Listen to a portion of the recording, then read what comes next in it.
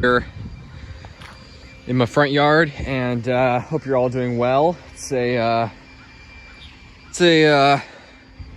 not too eventful day. Weather here is it's all right. It's 53 right now, about 53. Let's actually go check. It said 53. Actually, yeah, 50. Maybe it's maybe 52. Yeah, actually, it's like a 51 right now. Okay, I don't know if you guys can see that, but it's about 51 Fahrenheit right now, 51. So yeah, it's still like 53 for DC. And again, it's always going to be about a degree colder here than in DC. Sometimes two. It just depends on what's going on. You know, it depends on like the time of year. Sometimes it'll be a degree warmer here. Strangely enough, like in summer, but almost always in winter it's going to be a degree warmer in DC because it's at, you know, the area. Depends where in DC, of course. I'm right near the DC border, but like they measure usually when you look at the temperature from DC, they measure it from the riverfront as opposed to, and it's also south of here. It's you know, the river. So yeah.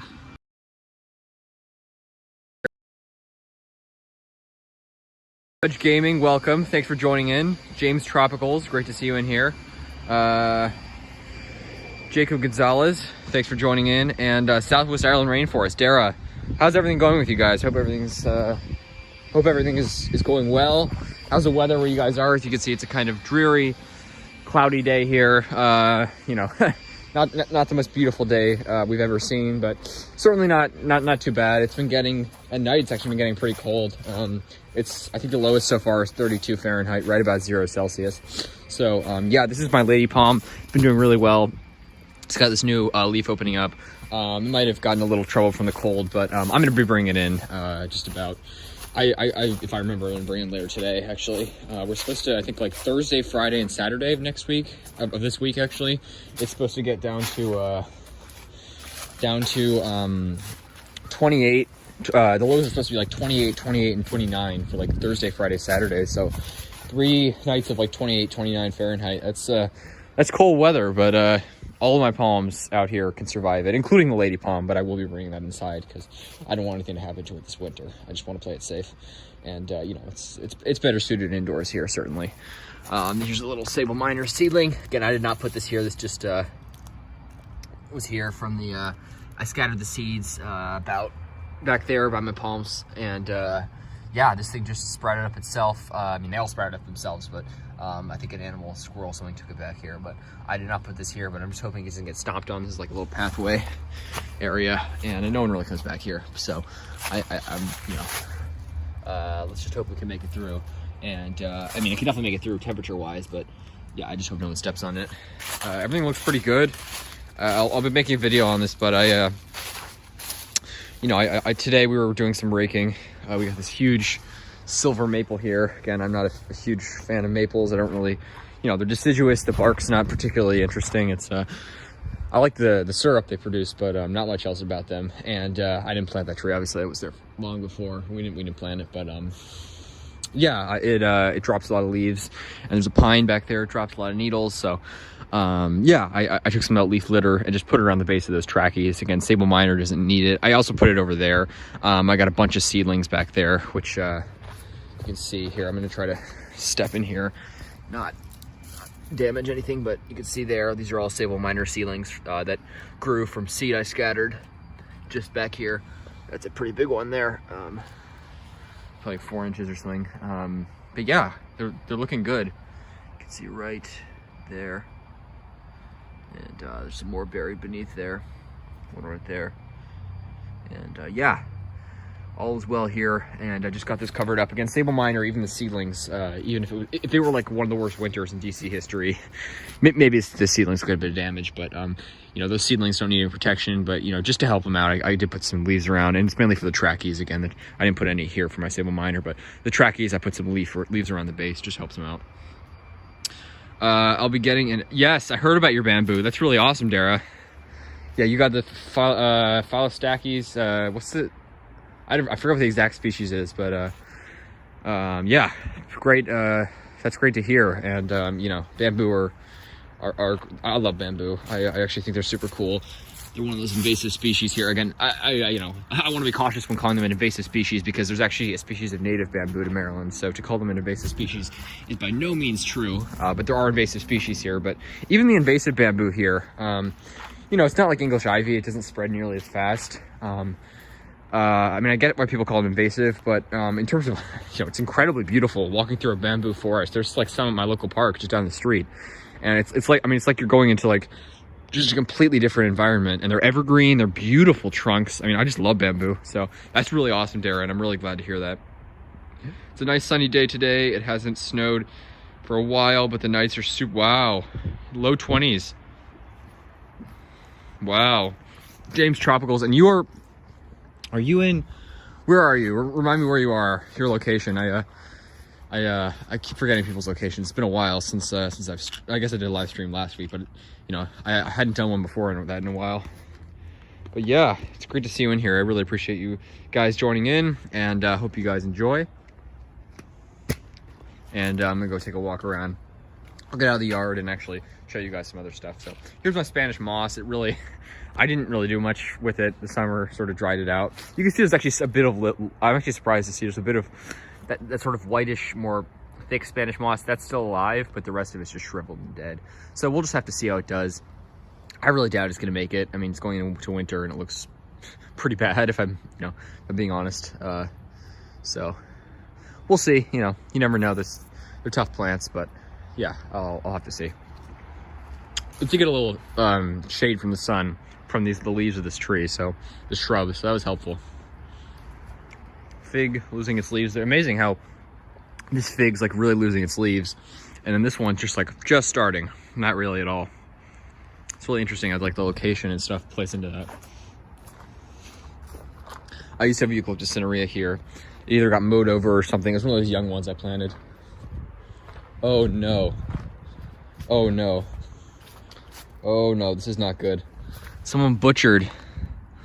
That is not good. Someone butchered my eucalyptus stellulata. Oh no. That is not good. Well, thankfully it's still alive. But yeah, someone really butchered that. Wow, that's not good. All right, well, we'll have to see. I'll get a stake or something, stake it up. You know, it could be worse. All right. Sorry, I gotta read through you guys. You know what? Actually, I'm gonna dig this thing out later today and put it in a pot. I'm gonna keep this thing indoors in the winter. I don't want any. I've already had enough of my eucalyptus chopped down by the gardeners in the neighborhood, by just from getting mowed over and stuff. So we'll see.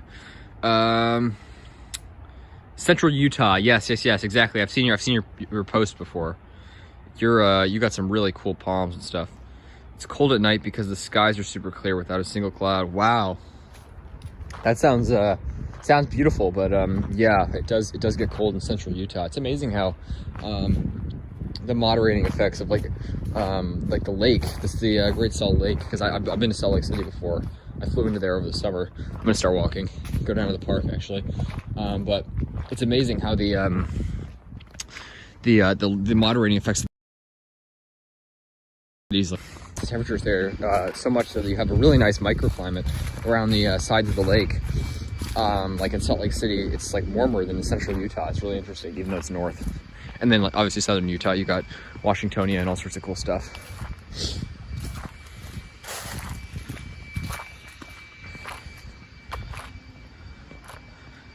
It's cold at night because yeah, that maybe helps. It's really interesting. I hadn't thought about that. Gets cold. Gets cold at night here too, and we have pretty high humidity. Just you know, yeah. All right. This thing. Oh, this looks a bit. Oh, it's actually doing pretty well. I gotta move this stake. You guys can see that's my eucalyptus cinerea, one that I planted. This thing was pretty big and then it got mowed over as well a while ago, but it's growing back nicely.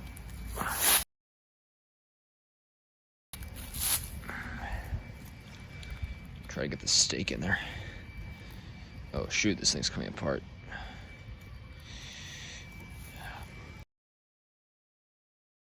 That's my eagle Cinerea.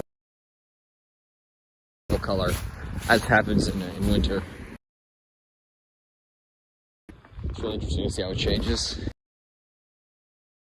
Temperature, you know, with the temperature, the eagle just starts to turn that purple color, and obviously if it gets really cold, it'll start to brown. But I think the Cinerea did really well here, so that shouldn't be happening at least for a while.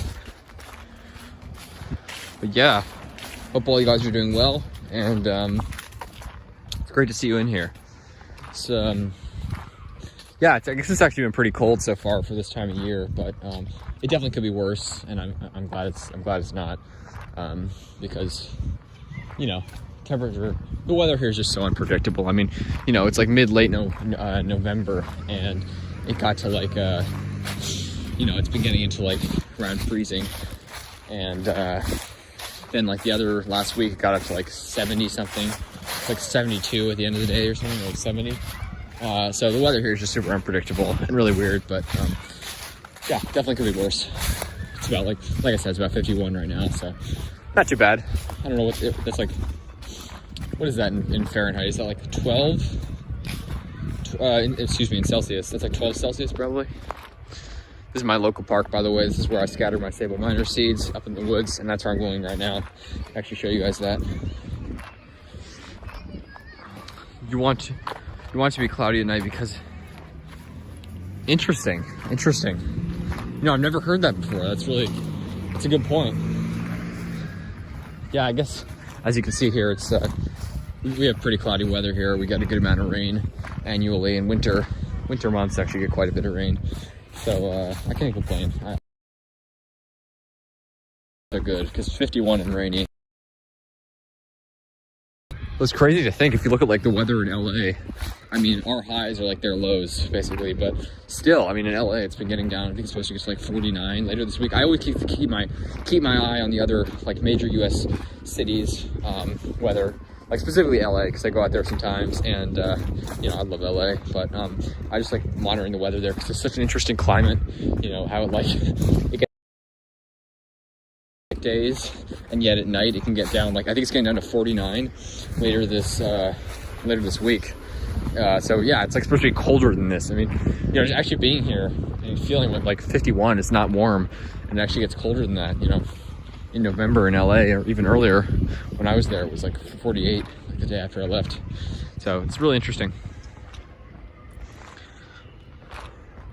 But yeah, I'm here at my my local park, and I'll go show you guys those naturalized sable miner seedlings, and let's just hope that they continue to do well. So this tree here, the one on the left, it's I forget the species, but I think it's like one of those it's like a false cypress or something. Anyways, yeah, those two, I believe they're the same species, but what happened was like the main tree died, but it had this really interesting like offshoot, like a second tree, and then it was growing like straight up. And now it looks like that second shoot was dying, because I remember seeing before when like the main tree was like almost dead, and then the second shoot was really healthy. But yeah, so they got a plaque on it. Oh, COVID vaccination card, huh? I thought it'd be like an ID thing for the tree.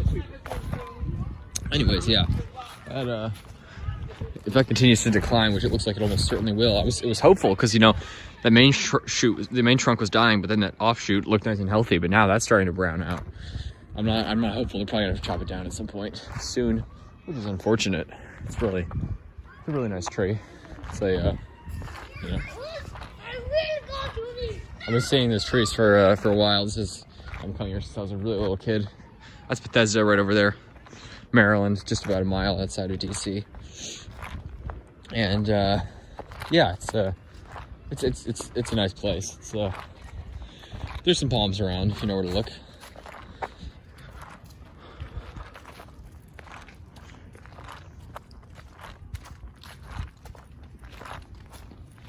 Hope the connection's okay, guys. Is the chat working? sometimes like I know this happened before. Like here, if any of you guys are there, try sending a message, because sometimes the chat will like freeze up, and it's really weird. Like this happened once. I think it's only happened like once, but when the connection gets bad and as I walk further away, chat will freeze up and you can't read any of the messages. But you know, as long as you guys can see, I hope you guys can see, because yeah, I haven't been, you know, I've been like only like 2 months to the woods up here, which is where, like I said, which is where I scattered all the sable minor seeds, and the seedlings should be a lot bigger now and easier to identify. So that's really cool. But yeah, you see the trees. It's interesting how like the oaks, like this is a willow oak here, really retain their leaves a lot longer. And all these, I don't know what that tree is, but like that's like a fully green deciduous tree. It's really interesting how like even a lot of these deciduous trees, like there's different levels of deciduous. Like a lot of these trees have lost their leaves like a month ago, and some, you know, many of them will continue to retain their leaves for a while. And obviously the evergreens will obviously are evergreen, but they still drop their needles. All evergreens do drop their needles. It's a common misconception. Like you see all those pine needles at the ground, they drop them, but they shed them and constantly replenish them as they're shedding them, unlike deciduous trees. But yeah, like this tree, I don't know what this is. It's like an elm or something. It's retained its leaves. No, it's still like fully green, basically, just starting to turn color. But yeah, here's a row of eastern white pines here. Nice trees.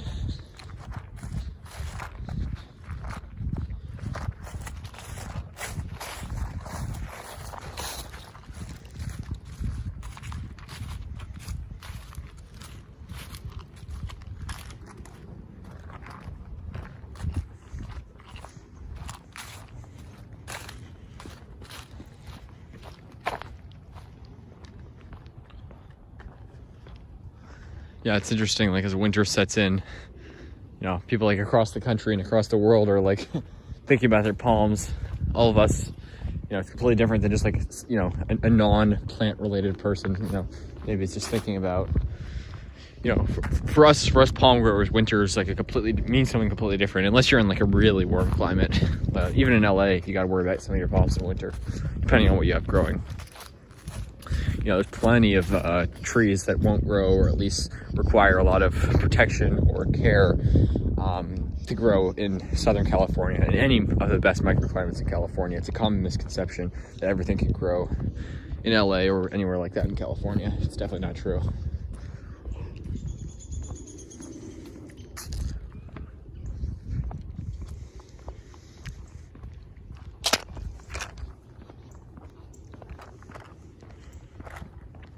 Yeah, you can totally see just how things are starting to turn. I mean, it's like really starting to look like winter, when just like a couple weeks ago, a lot of these trees still had leaves on them. And a lot of them still do, but then there's some of these trees, I don't know about that one, but some of these oaks, which is really interesting, which retain their leaves through the winter, but they're not live oaks, just like, you know, a number of oak species, there's a term for it, I forget, which like, actually there's one right there, which their leaves stay brown, but stay on the tree, so like they retain the dead leaves.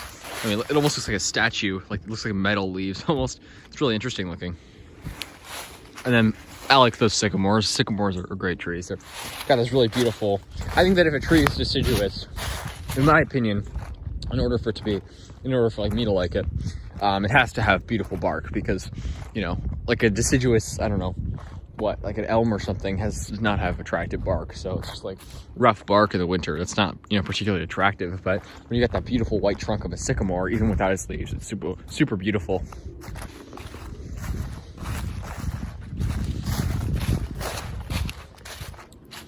All these understory shrubs here still have their, look at that bald cypress, by the way, down there. Just brilliant color. Brilliant. Those are naturalized bald cypress, by the way. Gorgeous trees.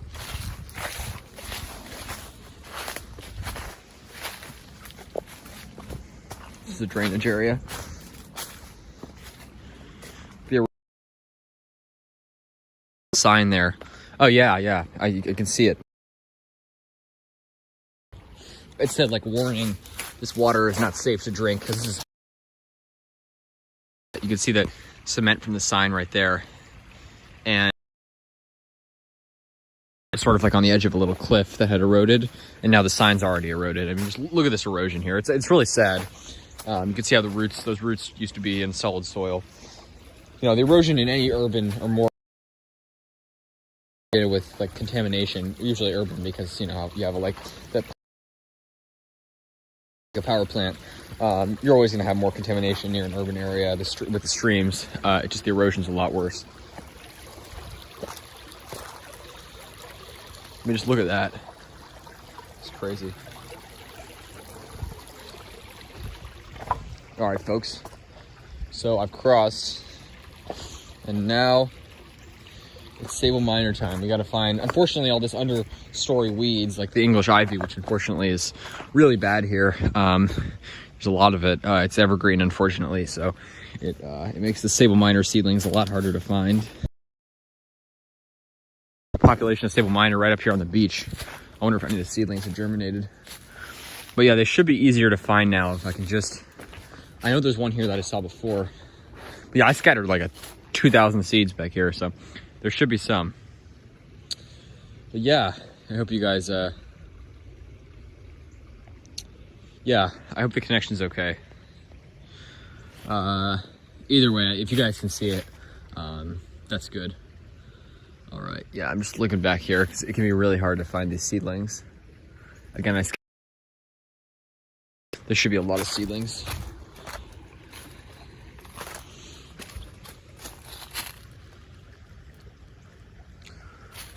A lot of them I scattered further back as well.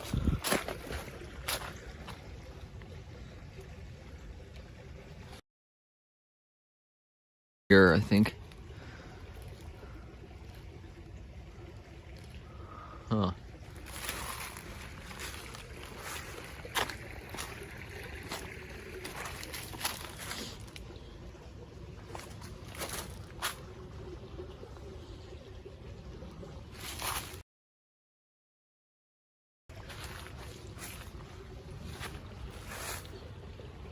Is that a seedling? Nope. I don't think those are seedlings back there. Huh. All right, folks, I'm gonna go up here on the path, where is the path actually? Whoa, this looks new. I think this, I don't know if it was like a rock fall or something, but this area is like almost like a natural dam formed here. Any seedlings, but there definitely are some here. You guys can see my old video where I found one of them at least, but I just gotta find him. Okay.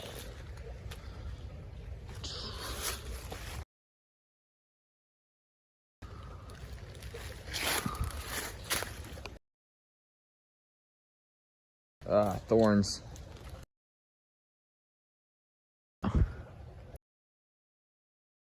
Things right here.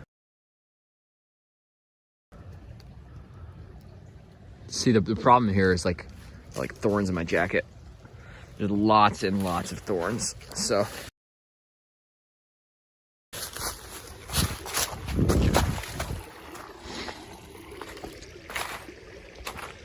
hey, Dufrance 15, good to see you. I was hoping the chat wasn't broken. But yeah, great to see you in here. Thanks for joining in. I'm just here at my local park and looking for some of the sable miner seeds that I scattered here. Look at this erosion, by the way. Just insane. By the way, this is like the perfect area to go arrowhead, looking for arrowheads. That's like the perfect area. Yeah, actually, I need to, because this erosion, you know, over so much time. Obviously, all the sediment covered up those arrowheads, and now you got to find them. Yeah, it's like the perfect area.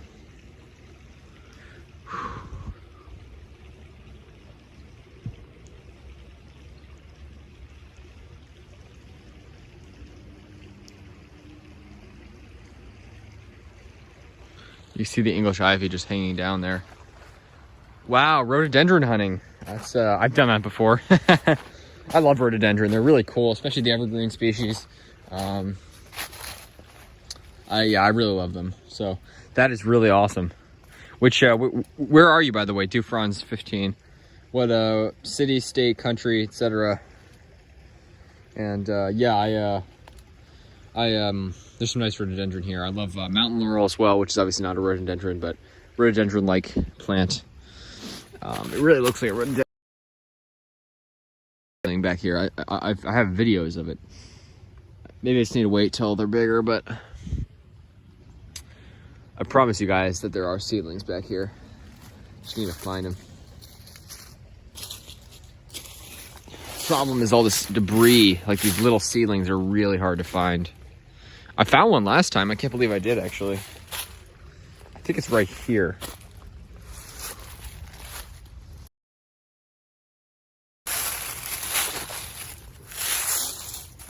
There should be a seedling like right here.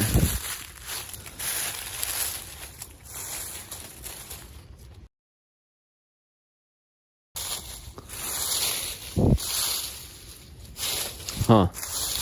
That's all right, guys. Yeah, I don't see any seedlings here. Just, I would go back in the woods, but the thorns and everything, it really, it's crazy. I just need to wait till they're bigger, more easy to identify. I don't want to leave without finding you as a seedling.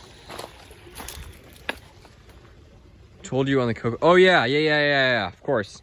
Yeah, you're from North Carolina. Yeah, your coconut is gorgeous. That's amazing. And also, you guys can take them out even earlier than we can, like in terms of, bringing them out in the summer. I bet they, the summers, I think, here and in North Carolina, just because of our humidity and stuff, and obviously you guys even more so, really help those coconuts through, I think. They love the summer weather here. That's really awesome. Mountain laurel. That's awesome. Retaining walls are the name of my... Awesome. That is so cool. I love rhododendron. All right, I'm gonna head back soon.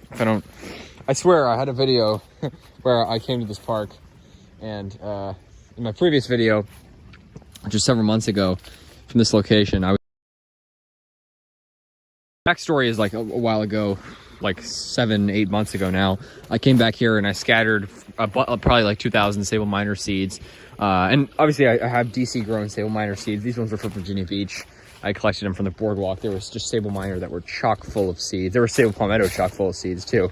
But yeah, those were sable minor seeds that I scattered. And I found last time when I came here, which is several months ago now, I was able to find one of the seedlings. Because it's really hard to find them because they're so small. Under all this ivy and stuff, but I'm gonna try. I'm trying to find one. I chucked most of them pretty far back in there. So yeah, maybe in like a year or so, they'll be a lot easier. Oh, there. All right, guys. Oh yes, I found 2 of them. All right, well, I was looking like an idiot there for a second, for like 15 minutes actually. But you know what? Okay, this is where I made my previous video, and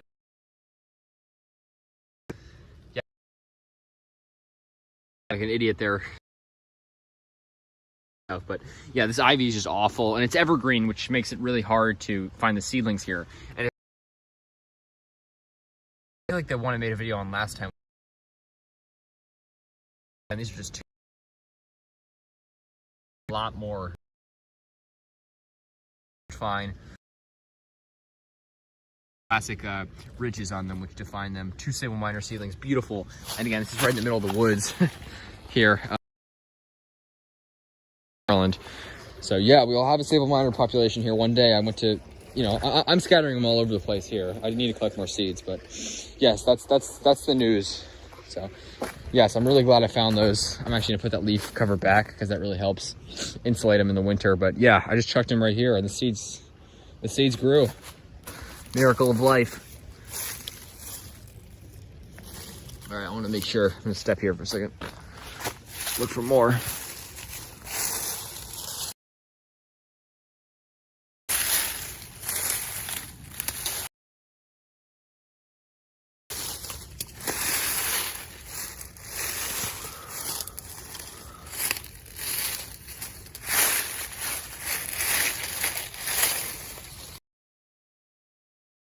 Well, those are my 2 seedlings that I found.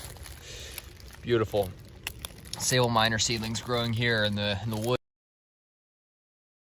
To see.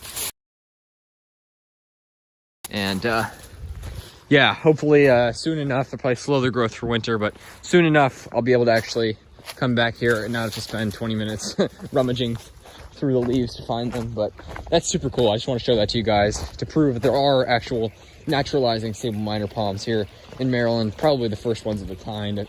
Yeah, I've never seen another naturalized sable minor in the state, never pictures of any. But yeah, you know, better late than never. I want to start naturalizing them. I'm going all over the place. I went to Theodore Roosevelt Island, which is this popular island in the middle of the Potomac, perfect environment for sable minor, and I explained why I'm actually helping the, you know, why it's beneficial to the ecosystem. Sable minor will not become invasive, and they're actually great palms, and they make a great addition to the ecosystem here.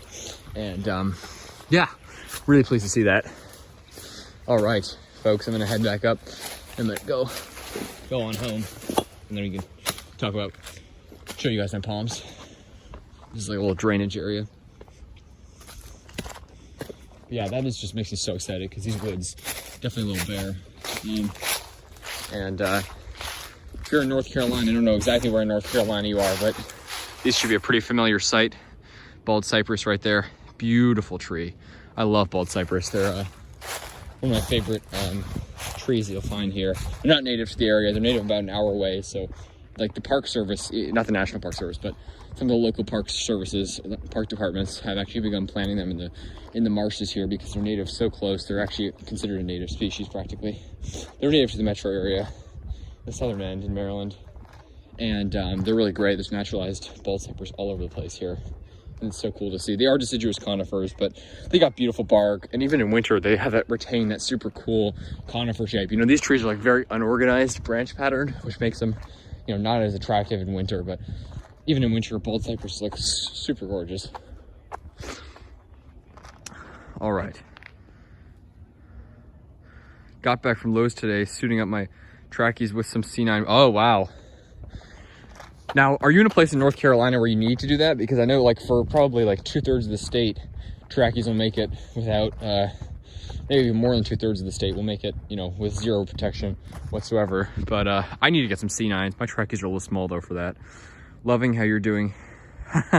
Yes. I got it from Banana Joe.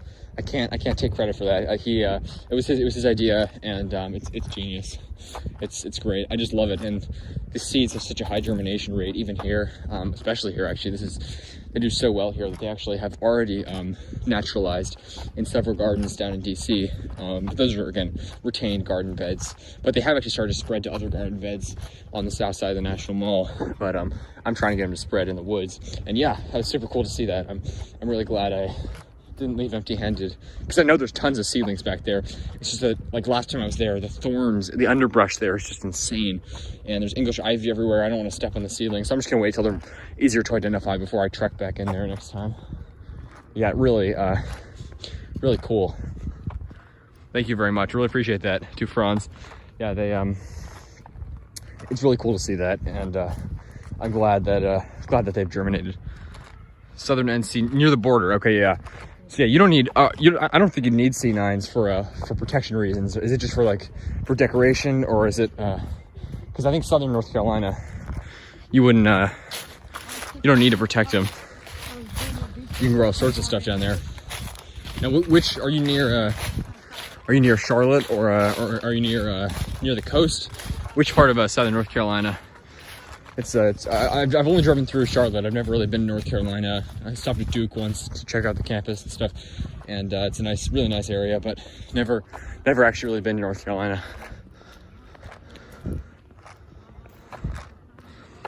Can't help.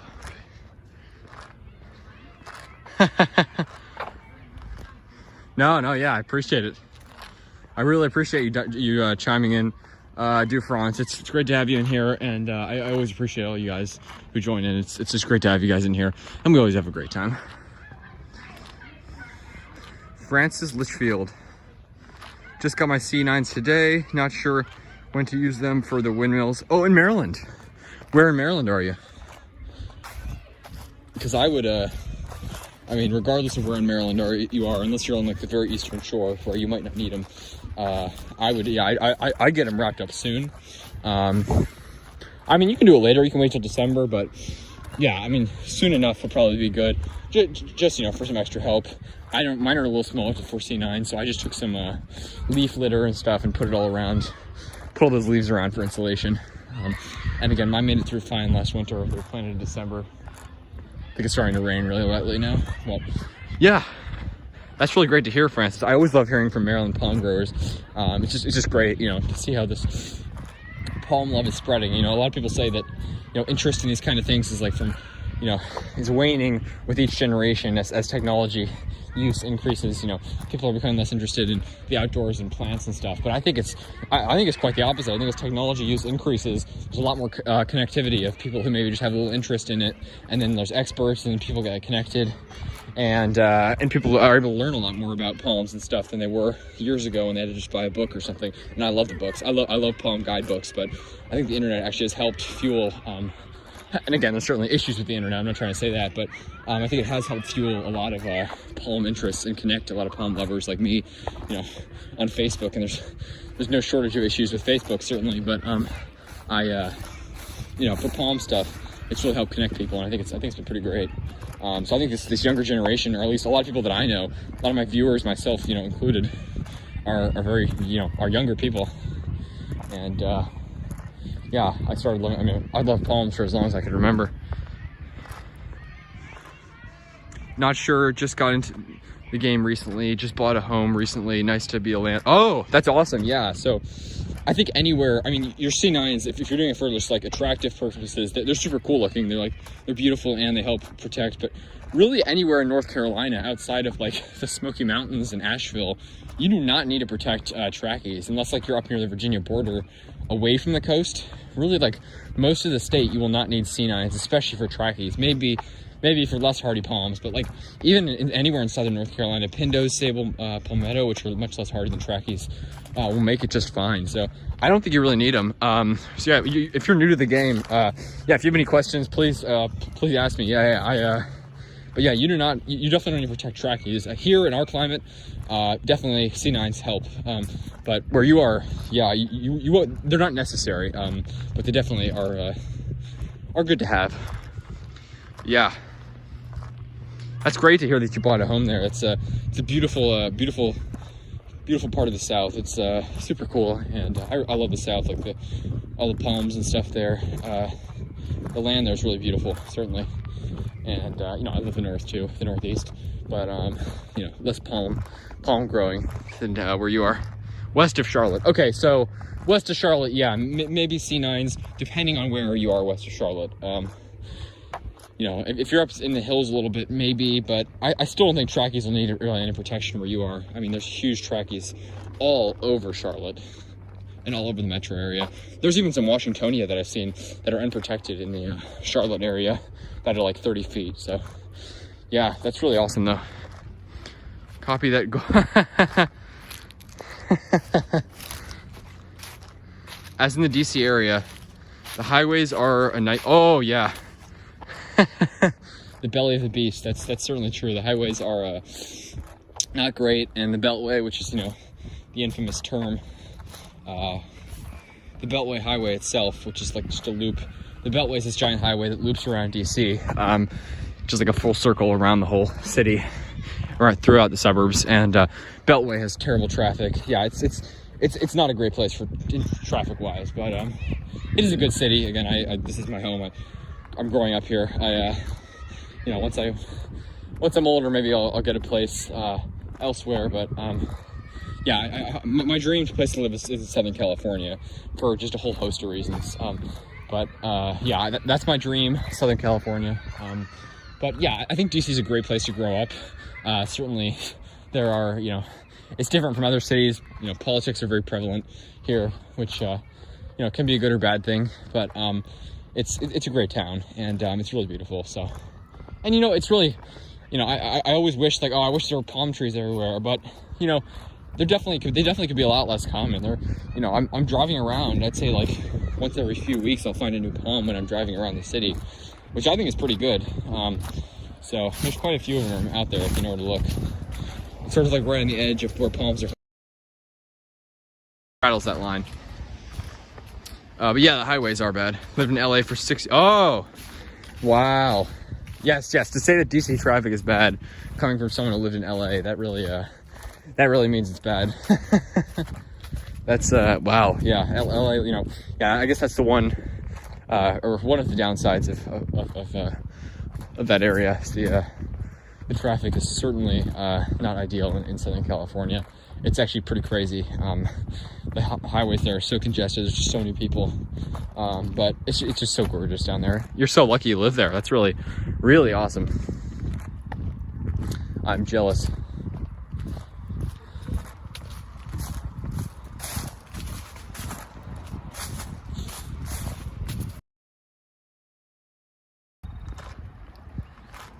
Yeah, LA is really great. There's some I would want to live there. You know, I could, you know, I don't exactly want to live in a tropical place. You know, I mean, I love tropical places, a lot more than DC, definitely. But for me personally, I think just like a non-tropical place where you can grow a lot of tropical plants is really like something that interests me. And again, there's certainly warmer areas. Like if you go down Baja California, it gets a lot warmer than in LA. But yeah, I think it's just an interesting climate. There's a trash here. I'm gonna throw this out. But this is one of my eucalyptus. Again, it's a really tiny thing. It was mowed over by a lawnmower. Put this protective thing in front, and it got. It's growing back nicely, and yeah, that's eucalyptus cinerea right there. It's a small one, but something. And look at this, by the way. I just noticed this. I don't know how on earth this got here. This must have come from the bird's nest. There's a bird's nest, and the birds used my Spanish moss to build it. And look at this. There's a whole thing of Spanish moss right here on the edge of the street. How crazy is that? All right, pardon me one second. I'm just gonna put that down, untangle the Spanish moss, and get this thing on a tree, because that's really, really crazy what has been thrown out.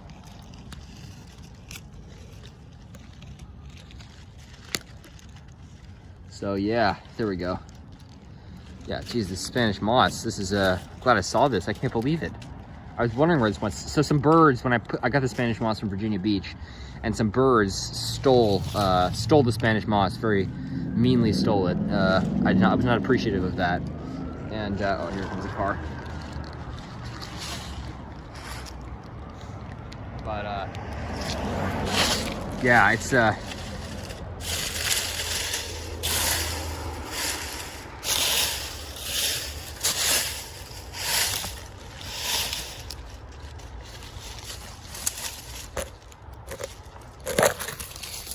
all right, there we go. Look at that.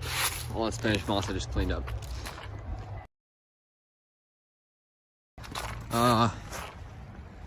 And in South Florida, why I love to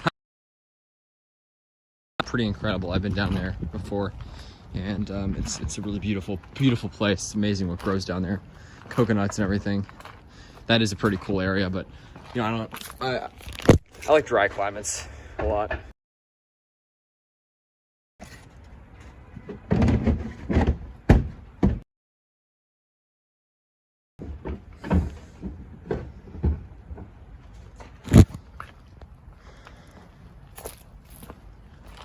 Hoping to head down to Florida in the future since I love the warm weather. Not very warm and yes, Pudge Gaming. Yeah, definitely true.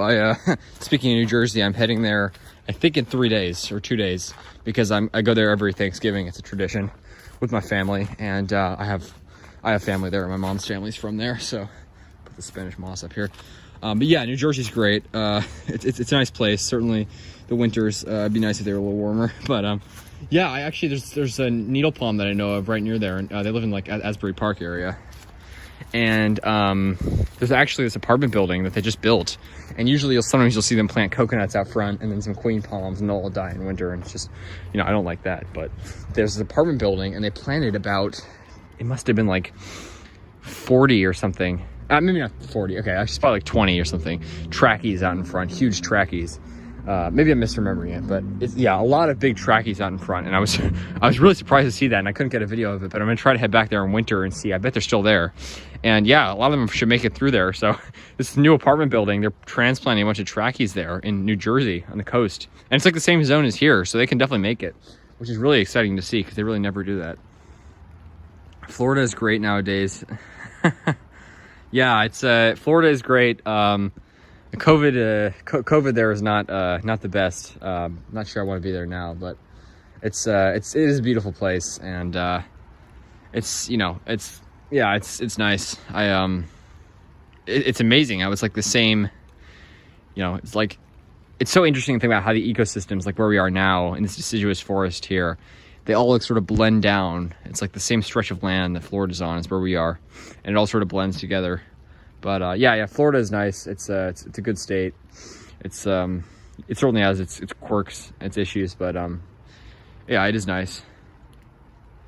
Are exorbitant, yes. So I actually haven't bought. I've never bought a needle palm online, but I've looked at it, and yeah, they are very expensive.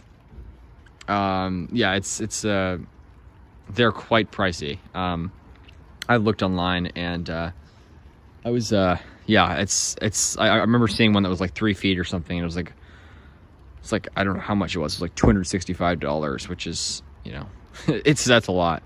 But I actually know this person. I forget who it was.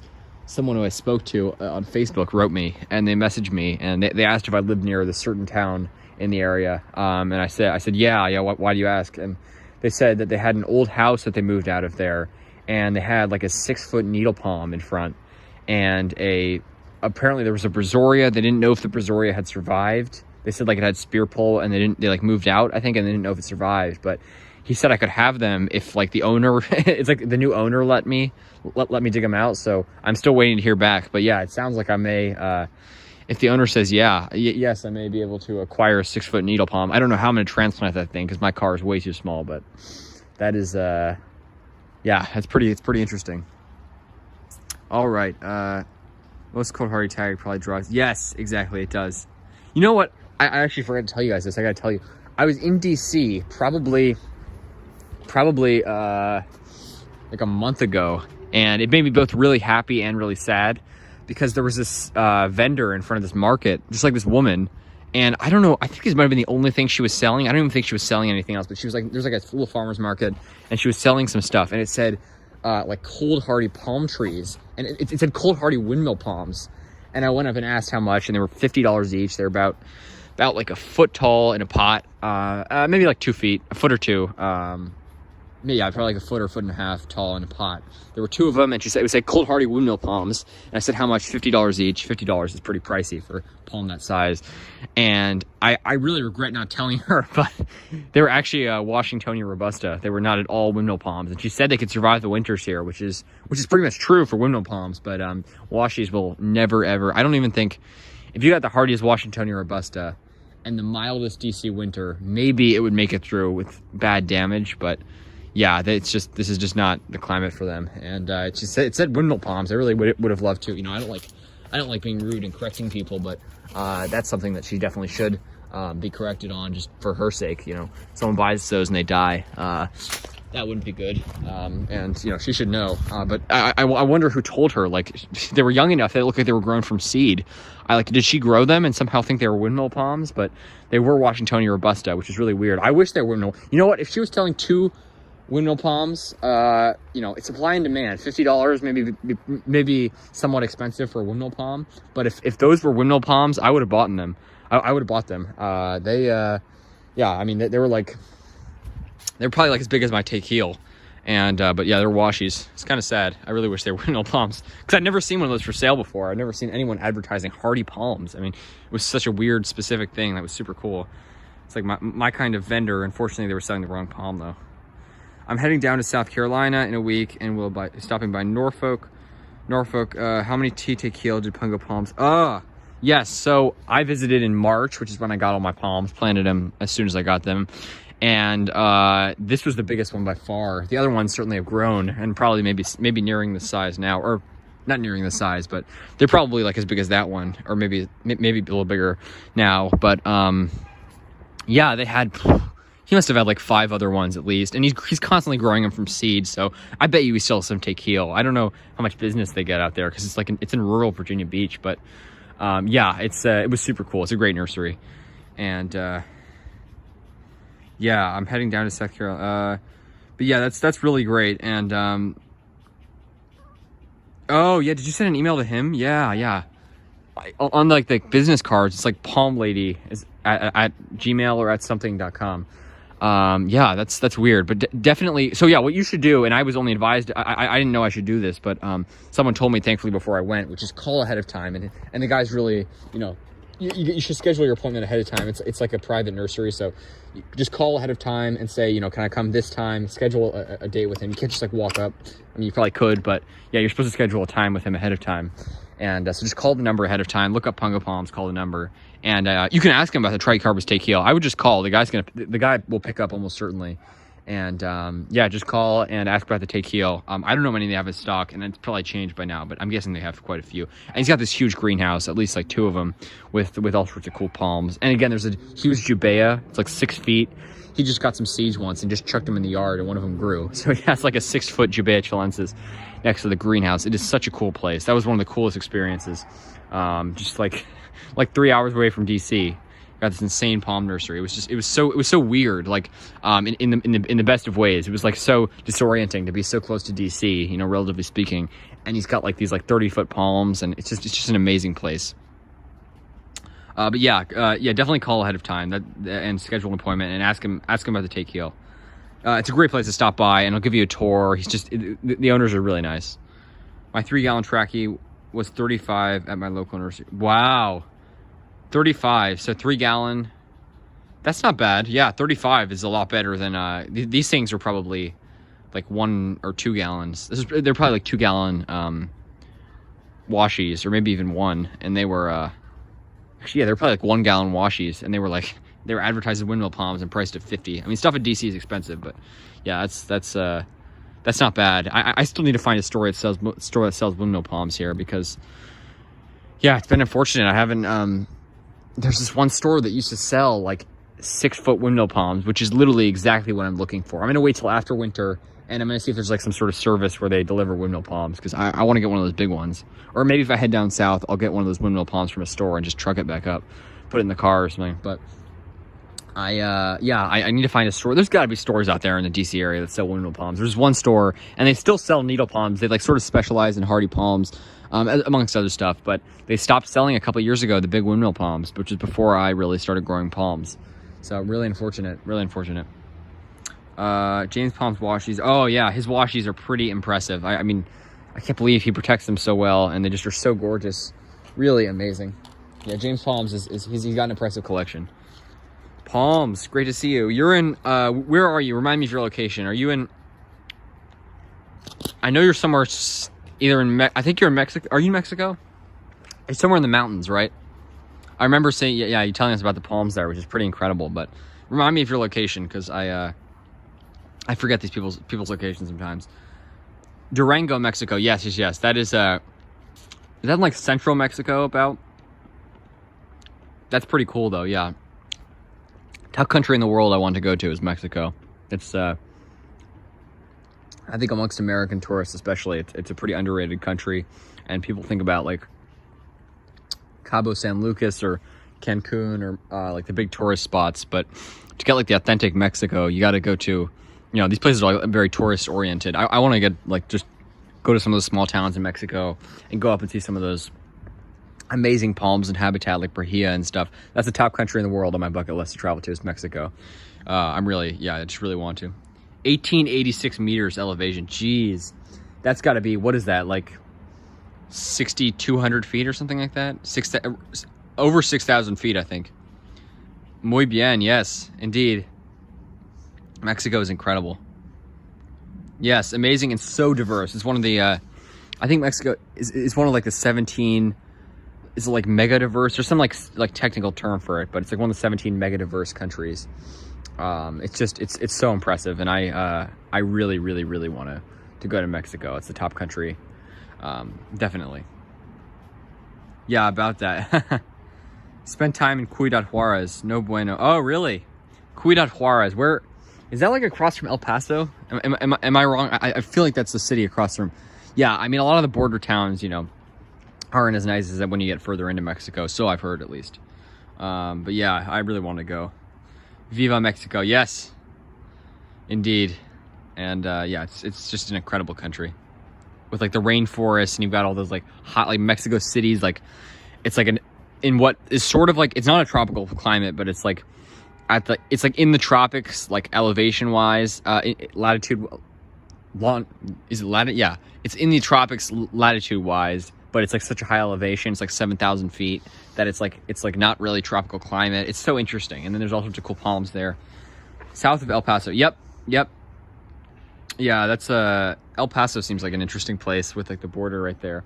I've seen Mexico actually when I was in San Diego. I went to this cool hilltop and I got this gorgeous view and I could see Mexico just beyond San Diego, but I'd never actually been there. I'm sad to say. I've been to Canada. That's it for North America, US and Canada. And then I've been to Italy, Portugal, and the UK. Those are the countries I've been to. And the Vatican, if you want to count that. You should do a road trip. Mazatlan, yeah. I would love to. You know what I'd love to do, actually? This would be incredibly long and... yeah, I don't know how I'd pay for this, but what I'd love to do is like do a road trip from DC, go down to like Virginia Beach, you know, that's like the start of my Palms road trip, and then just take the entire coast down there, go down to Miami, go around the Florida Panhandle, go up the west coast of Florida, cross the Gulf Coast through New Orleans, Houston, all those cities, Galveston, then like go to South Texas and see some of the coconuts and stuff there, and then just go down the Mexican coast and maybe inland also. I don't know how I do that, but like do like an entire east coast of North America road trip. That'd be pretty cool. That'd be crazy though. There's a nursery. Wait, Trevor, are you talking about what's it called? Holly Woods and Vines Nursery? Because that's the place I was thinking of. And $370, you know what? $379, as expensive as that sounds for a 6-foot Trachycarpus fortunei, is not a bad price. But are you thinking about Holly Woods and Vines? Because people told me about that, and I kept calling, and they said they didn't have the palms in stock. And then finally I called one day to like see, because I know usually in the summer they get the big trackies. And the guy told me that for the past couple of years, they haven't been getting the big trackies. They have small trackies, and they have some big needle palms. So I do definitely need to go there someday and check out the palms. But yeah, they stopped selling the big trackies. If that's not what you're talking about, then please let me know. Because any store, yeah, because you're in College Park, right? So yeah, Trevor, if you know of any, if anyone in the DC area, or Trevor, if you know of any stores that have big windmill palms, or any other palms for that matter of fact, hardy palms, please let me know, because I'm desperate for that kind of stuff. You know, maybe now is not the time of year, but I'm very, very interested in that. So yeah, please let me know. Are you thinking the nursery that I've heard of in Alexandria is called Holly Woods and Vines, and then there's some others people told me about, but that's the one that used to sell the big trackies, which unfortunately they don't sell anymore. But those ones were like $1,000, so maybe you're thinking of a different nursery. But yeah, if you know the name, please let me know. Absolutely loved your video of the Palm Oasis. Oh, near 29 Palms and Joshua Tree. Yeah, that's the Coachella Valley Preserve, the 1,000 Palms Oasis, which is, I think, maybe I have this wrong, but I think it's the biggest palm oasis in California and therefore in the Southwest. I think the only bigger, it's the biggest Washingtonia Foliifera oasis in the U.S. and I think the second biggest only to this oasis, which seems like one of the most incredible places. A place I really want to go, and I'm forgetting the name now. It's like surprisingly not a very famous place, but I've seen pictures of it. I was reading through this old like 1960s Palms article, you know, the Palms magazine from the International Palm Society, and they had pictures of this place, and it's like 20 miles south of the California border. It's like practically in California, and it's the northernmost place where Bahia Armada grows. And it's like this huge valley with like granite cliffs, and it's like right on the edge of this flat valley. It's this huge canyon, and it looks out into this valley, and it's the largest Washingtonia Foliifera oasis of all. And I think the place I went to was second. And it mixed in with the Washingtonia Foliifera are Bahia Armada growing in their northernmost location. So if somehow they had made like the California border just like 20 miles down, Bahia Armada would be native to California. And that's why, you know, I mean, it's, you know, if you live like right on the Mexico-California border, Bahia Armada are basically native there. I mean, the border is just a line that someone drew. They're native to the exact same ecosystem. So if you're asking, are Bahia Armada native to California? Obviously they're technically not, but ecosystem-wise, they absolutely are native to that, you know, that desert ecosystem. That's the is that the Mojave or the Colorado? I'm getting my deserts confused now, but yeah, Brahia are amazing, and Baja California is the home of Brahia. Yeah, Trevor, I'd love to know what the nursery is, because Hollywoods and Vines is the nursery that I know of that they used to sell the big trackies, and I heard they were like $1,000. So maybe you're thinking something else, but I would love to know.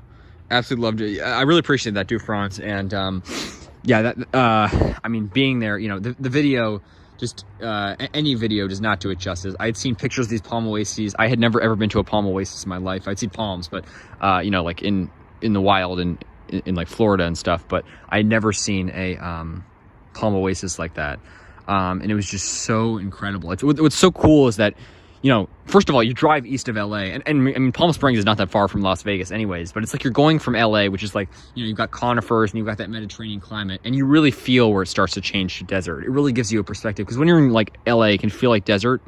It really shows you, like, the rocks start turning red and everything, and it's just so gorgeous. And it feels like Las Vegas. It's really weird.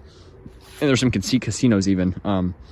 I didn't stop at any, obviously. I'm not a gambler, but it was so cool. And then, like, you look at this, like, you could see the mountains in the distance, and there's another oasis which I didn't actually visit, but I could see it from the side of the road, and you just see these like 100-foot, they're probably not 100 feet, like maybe 80-foot California fan palms lining the edge of the mountainside. It was so cool. And then just being under these, it's the craziest thing, because you see this wall of fan palms, and then you enter, and it's like you're in a jungle. It's like you're in like some crazy forest in the middle of like this desert, which is like the most barren place you've ever seen. It's crazy. It's really, I can't describe it. I really appreciate you saying that. And you know, let's just say there's no credit given to me. I just went there. It's the place that is amazing. It's you know, I mean, it's just amazing. It's really incredible. California's just incredible. Hardly ever leave the U.S. Only go to Aruba every few summers. But other than that, very nice. I've never been to Aruba, but isn't Aruba like a Danish? Not Danish. Excuse me. It is a Dutch like constituent country, which means it's like technically like it's like a territory of the Netherlands. It's really interesting. Like they have like territories in the Caribbean. But I would love to go to Aruba. I've heard it's amazing.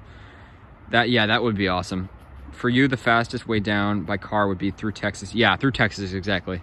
Never been to Texas. I'd love to go. When you first cross, go straight to Monterey. Monterey, yes. I've seen pictures. Monterey looks amazing. And there's Chamaedorea radicalis, I think. And maybe Microspadics as well. Grow, actually not that far from Texas. It grows like near there. I would love to go to Monterey. It's safe there. Yeah, a lot of Mexico's safe. It's people think it's like a dangerous place. So much of Mexico is safe. But some of the places in the North Mexican Gulf. Yeah, unfortunately. That's true. It's cartels and stuff. Brahia. Yep, I love Brahia. Got one in ground close to my Robusta. That's awesome, palms. They're great for your climate. And Folifera. That's perfect. Been to Hollywoods and Vines, but I'm actually referring to a completely different nursery. Trevor. Yeah. Hollywoods and Vines. Yeah, Hollywoods and Vines supposedly stopped selling the big trackies. I might call them again at some point, but yeah, what is the place you're referring to? Is it Merrifield Garden Center is the other place I've heard of. Merrifield Garden Center. Is that the place you're thinking of? Because that's the only other nursery I've heard of in Northern Virginia that sells palms. And when I called, they didn't have any. But that was like 7 months ago. Maybe they do now. But yeah. Let me know the place you're thinking of, because I would definitely, for $379, I would definitely buy a $379 trackie, because if I'm trying to order one online, you know, you got to have it delivered and stuff. It's going to be way more than that. It's going to be like $600. They say like $100 for every foot of trunk. So I would love that. I would love that.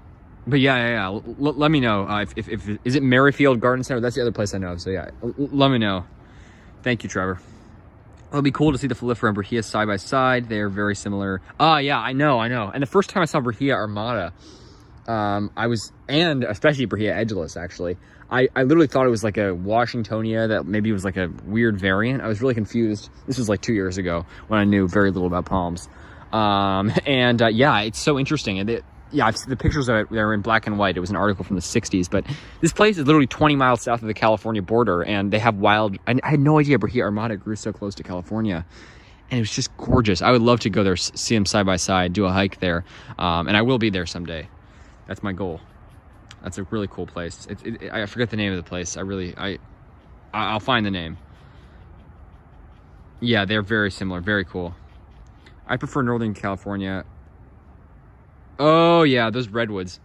Oh, I've been to Muir Woods. This was before I had a YouTube channel, but I've actually been there twice. I went there when I was like 4, and then again when I was maybe 12. Yeah, I started my YouTube channel when I was 14. I think, yeah, something like 14, 15.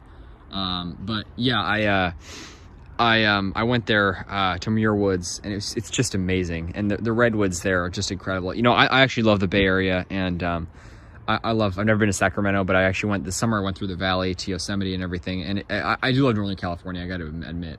But yeah, I don't know. I like Southern California because there's more you can grow there. I always wondered, and people say it's impossible, but you know, I take it with a grain of salt. I always wondered if you could possibly get away with a coconut in like the southern end of the Bay Area, somehow in a protected site, and maybe you box it in winter. I don't know if you box it in, like if there's some way maybe you could wrap it in winter or something, because I've always wondered this, because, you know, people would say absolutely not, that's ridiculous. But after I watched Gary Gragg's video, I don't know if you guys know Gary Gragg, you can search up his channel on YouTube. He has great videos. He owns this nursery called Golden Gate Palms. After I watched his video, he talked about the diverse microclimates of the Bay Area and how it's like the second most diverse place in the world in terms of microclimates, second only to, I think, the Cape area, Cape Town in South Africa. Anyways, it's like, so while, you know, I was in San Francisco in the Bay Area in the summer, and at night it got to like the 40s. It was freezing. But he said it can be like 50 degrees warmer, just slightly inland, once you get away from the fog and the coast. And because of that, I wondered if, like, maybe in the southern end of the Bay Area, in some protected site, you could get away with the coconut. And I was sort of thinking, oh, maybe it is actually impossible. But, you know, people say the growing coconut in Southern California is impossible, which is obviously not. I have videos of one. I sort of just cast it aside. But recently I was looking through this thread of royal palms in California. I love royal palms, one of my top favorite species. I absolutely love them. And someone posted a picture of a big, I'm talking like 20-foot royal palm in San Jose. It was like a little bit, it was like I was in the city of San Jose growing in a front yard with a queen palm, and it had been there for several years. And I'm like, because people say palms are tropical plants, which is obviously not true. None of these are tropical plants here. But a royal palm, that is a truly tropical species. It is only native to tropical climates. And I mean, I had no idea they could grow in the Bay Area. Sure, they're a little bit hardier than coconuts, but not by much. I think like the northernmost royal palms in the east are in like Jacksonville area, and then the northernmost coconuts are in Daytona Beach. Sure, that's a bit of a difference, but it's not that much. So I always wondered maybe there's some way to heat it or something without maybe boxing it in or keeping it in a greenhouse that a coconut could get through in the southern end of the Bay Area, or in some warm microclimate in the Bay Area, because there are plenty of warm places. Anyways, that's just what I wondered. But I do love the redwoods. I love Northern California as well. It's just, California's an amazing state. Yeah, perhaps Vancouver Island, hence my interest in... yes. Well, what about Vancouver Island? Yes. You would have to make a glass house around in winter. I saw some people... make a glass house around in winter. Saw some people in the Palm Talk forum try one in Phoenix. Wow. Yeah, well, Phoenix is definitely warmer than the Bay Area, and it can get cold at night. I actually know someone, I don't know them, but I've seen their posts, I think in Scottsdale, which is in the Phoenix area, who has a coconut actually planted in the ground, and it's done well for several winters, unprotected, I think. But that's also a much warmer area than the Bay Area. It's also drier, so you could say that's a different challenge, but there are definitely some in Phoenix, a very selective few. But yeah, definitely true palms. I'm sure that there could be a chance if you're somewhere on the southern end of San Jose. Yeah, I bet there could be. I would love to see an experiment with it. You know, I think 99 out of 100 people, maybe 999 out of 1,000 people would say absolutely no way. But if you do like C9 Christmas lights in some warm microclimate, like outside of the fog belt, I think there's a chance. I think there's a chance, definitely, and I would love to see that. I mean, why not? Give it a go. I mean, you know, people said it was impossible. People still, you know, in 2021, experienced palm growers who have seen pictures of the Newport Beach coconut, which obviously died, but it lived there for 30 some years, and all the other coconuts in California. There's quite a few actually. People still say that it's impossible to grow them in California, and that's why I always take it with a grain of salt. But yeah.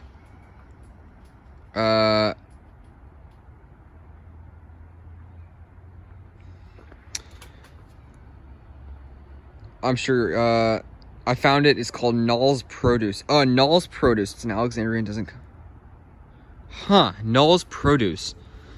I have to write that down. Okay. Null's Produce. I will. Is it how do you find it? Like you said, it doesn't come up. Huh. How should I find it? Do you know the address or something? Sorry to ask this, but I always, whenever someone mentions a palm, either a palm in a location in the DC area or a nursery that sells palms, I always get very excited because it's quite rare to find. I don't know how actually sable minor are so common in the DC area. They're not common, but you know, I should say they're not that common. But there's like probably, I think like 40 of them or something that I've seen around the city. I'm like, how do all these people have sable minor when like I've literally never seen one in a nursery here? I don't even know if Hollywoods and Vines has sable minor. And same with needle palm, very incredibly rare here, incredibly rare in nurseries here, and yet surprisingly common in yards. But Null's Produce, I need to find that place. How should I contact them, or do you know the address or anything? It's microclimate. Yeah, it's all about the microclimate. I got a royal here. Ah, awesome, great. Yeah, royal palms are just so great, and I really love them. Obviously Southern California has got a pretty good climate for them. I saw huge ones at Huntington Gardens and Palisades Park, actually, in Santa Monica. There goes a sump pump. Palisades Park in Santa Monica has some gorgeous royal palms, and again, it doesn't really surprise me they can grow there. Obviously, it's a great climate, but it's just so cool to see them. And I don't know what it is about that green crown shaft with that trunk. Just, really one of my top favorite palms. I feel like, one answer. Like when I first got into palms, it was Phoenix Canariensis. Now I love it. I feel like now coconut just so and just like reading about all the coconuts in California are so emblematic of the. And I feel like that's such like that answer just makes me seem like I know nothing about palms. I feel like it's such like a typical answer. And obviously I think maybe another answer would be royal palm, because I love them. All species of royal palm, actually, I think are just gorgeous. Roystonea.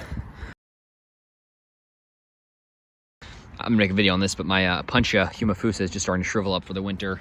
That's just what happens to conserve energy and stuff. They really shrivel up in winter, and they can look almost like they're dying, and people get worried sometimes, but you don't have to worry. They are not dying, just what happens. I was actually worried because it started like leaning over sideways, and now I realize it's probably not because it was knocked over, and probably more because it was just because it started to shrivel up and started to, for winter that started to happen. But yeah, it's a great species, and great hardy cactus, Puncha humifusa. My Mediterranean fan palm, I originally was just gonna at some point just put a wrap over it, put a plastic bag to keep the moisture out. I wasn't gonna insulate it, just a plastic bag. But now I'm realizing, they're so hardy, and I know some people that have grown them here with no protection. I'm just gonna, I think below 20 Fahrenheit, I'm going to protect them. And then anything above 20, maybe below 15 or something, below 15 or 20 Fahrenheit. Otherwise, I don't want that moisture buildup inside. I'm just gonna leave them. And if it gets some damage, it gets some damage, but it won't die if it's above 15 or 20 Fahrenheit. Certainly not. And that's being conservative. If it was, it certainly could die. It could survive much harder than that. So here's my Western prickly pear. Really hasn't grown much, but it's coming along. It's really muddy. That's why it looks like that, but it's doing well. It's a Puncha macrorrhiza. There's the Puncha fragilis brittle prickly pear.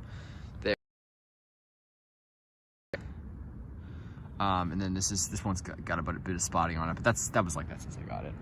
That's the Puncha engelmannii variety linguiformis, the cowstone prickly pear. And eucalyptus certainly starting to slow down its growth for winter, really starting to slow down that growth. It's you can just yep, that's just what happens as winter approaches. But I'm I'm really pleased with how it's grown. Eucalyptus has done really well, and just a really great species. And I need to get some more eucalyptus, actually. I want to try a gunnii or a neglecta here, because they do well. And I have videos of some nice big ones in the area. Not neglecta, actually. I don't think I've ever seen a neglecta. Actually, no, I've seen neglecta once, I think, in the area, but they are good for this climate.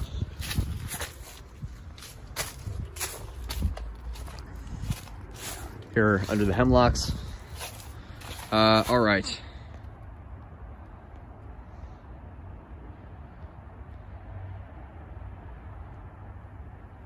Sorry, I gotta read your guys' comments. Here's my lady palm. I'm gonna bring the same thing inside today, probably. I got it's the most tropical that can grow in these mountains. Awesome, yeah, royal palms are really fantastic. For coconut or royal, what was I gonna say? I think I was talking about coconut. With royals in the Bay Area, I think the problem is the mild. Exactly, yeah, but there is one that's in San Jose that's really beautiful. Again, it shocked me. I was not expecting that. Must be a really warm site. But in the right microclimate where it could get 30 Celsius. Yes, exactly. Drove by it one day. It's not a grocery store, but more like a full-service nursery / organic market. 73010 Beluga Street. You know what? I'm gonna take a screenshot. All right, I took a screenshot of it. Thank you so much.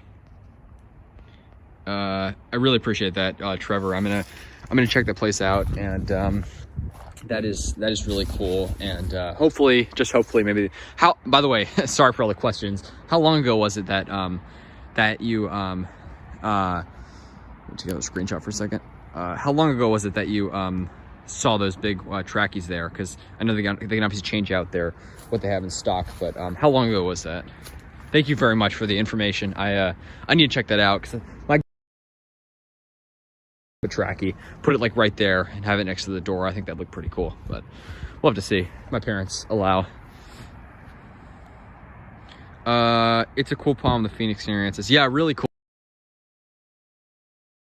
South American palm weevil in San Diego, and it's spreading north, which is really sad, but they are beautiful palms. I really love them. Could a windmill palm be protected with just a wooden box with a tarp over it, with mulch on the inside, with burlap around the palm? Yeah, I mean, that definitely sounds like a pretty good strategy. Partners in Palm, by the way. Sorry, I didn't realize that was you. I saw your video, and I really enjoy it. Yeah, you guys are doing good things up in that northern climate there, and I think that would work. There's definitely, I'm not very experienced with I know basically basic protection. Windmill palms here, they're marginal, but survive most winters here just fine. So, I know basic protection. I don't actually know how to do the heavy protection that well. I think you should better, someone who is in a colder climate maybe is better to answer that. But yeah, in my opinion, that definitely works. That's definitely very good protection. I'd be worried about maybe some spotting or something from all that mulch. But yeah, no, I mean, that sounds like it'd work. 4A is pretty cold. That's like a pretty good strategy. Yeah, if someone did that in Zone 4A, I would definitely try it. They are tough palms, I'll tell you that. They grow extremely fast. Yeah, oh yeah, they're fast growers. That's really awesome palms. Have you ever tried air layering or grafting? No, I've never tried either of those, and I actually know very little about that. I don't think you do that with palms, but I've never tried air layering or grafting. Yeah, as far as my, I guess, expertise, knowledge, or what I grow, it all is pretty much restricted to eucalyptus. I guess you could maybe graft eucalyptus or something, but that'd be pretty interesting. But no, I mean, with palms, you can't do that, and with cacti and other like succulents, you can't do that. So most of what I grow is not very graftable, but I know very little about that, actually. But that's a good question. I really would love to learn more about it.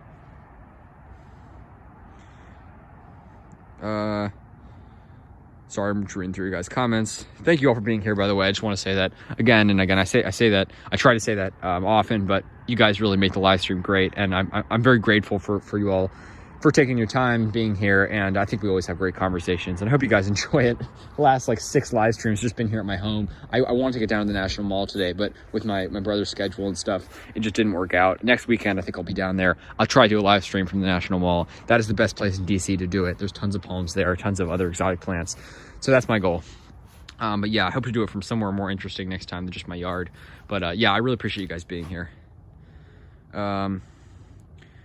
Got a camera apps also, the blue form. Oh yeah, that's awesome. Yeah, you should get both of them. The blue form, by the way, someone showed me a picture of this guy in Wichita, Kansas, which, by the way, there's like some amazing palms there. It's like zone 6A, 6B, same zone as Cincinnati, colder than here. And last winter was like, you know, the Texas deep freeze, which went, it wasn't just Texas, the freeze went right down the Great Plains, and it really hammered Wichita. And like, I think every palm that I've seen survived there. Like, there was a palmetto that survived it, and there was a Camerops humilis blue form that survived it. That's one of the reasons I'm not going to protect my Camerops as much, as I'm like, they're a lot hardier than I initially thought. This was the first palm I ever bought, by the way, this Camerops. They're a lot hardier than I thought, than I originally would have suspected. And I mean, in Wichita, Kansas, this thing, blue form, surviving like, I don't know how cold, below 0 Fahrenheit. Just insane. Yeah, I definitely need to get, I want a blue form Camerops. That's my goal. It's supposedly harder than the green form, but yeah, you should definitely get one. Yeah, very hardy. I feel like I should mention this is to warn. I feel like I should mention this to warn you about an experience. I planted a 10-gallon trackie this year. Whoa. Some others. 2 of them died. Where did they die from? Was it, I mean, obviously it wasn't cold. Did you not water it enough, or was it the soil? Was it, wow. Thank you. Yeah, obviously my goal is planting it in spring. That's why I was going to try to get one, but like by the time I was actually researching it, it was like midsummer, and I was just like, it's a little late. So no, obviously if I got one, I get it in spring. But that's, wow. I'm really, really sorry to hear that. That's really unfortunate. Thank you for sharing. Yeah, that's really sad. So do you plant them at your place, and you plant them in College Park? Because that's really cool. Wetness is the worst enemy for your palms. Definitely. Oh, Camerops humilis could survive here, never protected if it weren't for the wetness. It's the wetness plus the cold, not just the cold. Like, they survive in Albuquerque, which can get colder than here, and does get colder than here. Same zone as here. It's just that it's dry there, so they. Yeah, you're totally right. It's the wetness. Oh yeah, that's what I'm gonna do. If it gets below 20 or 15 Fahrenheit, I'm gonna be putting a cover over it. That's exactly what I'm gonna do. Palm Tree Dude, great to have you in here. Thanks for joining. I saw the picture of your Camerops. That's giving me some hope. I've got my green form Camerops right over here. Your Camerops humilis is absolutely spectacular. I couldn't believe it. And like that, you can see it right there. Yeah, it's new trunk is coming along nicely. Really, really cool. Okay. Great to have you in here. Thanks for joining, Palm Tree Dude. How's college going, by the way? How are things in Virginia? I forget where in Virginia you are. Others are doing just fine, but there's always the risk. Transplant will stress them out. Yes. That's definitely true. Transplant shock. I would just make sure that whoever you buy them from. Yes. Oh yeah, that's a good point. I definitely will.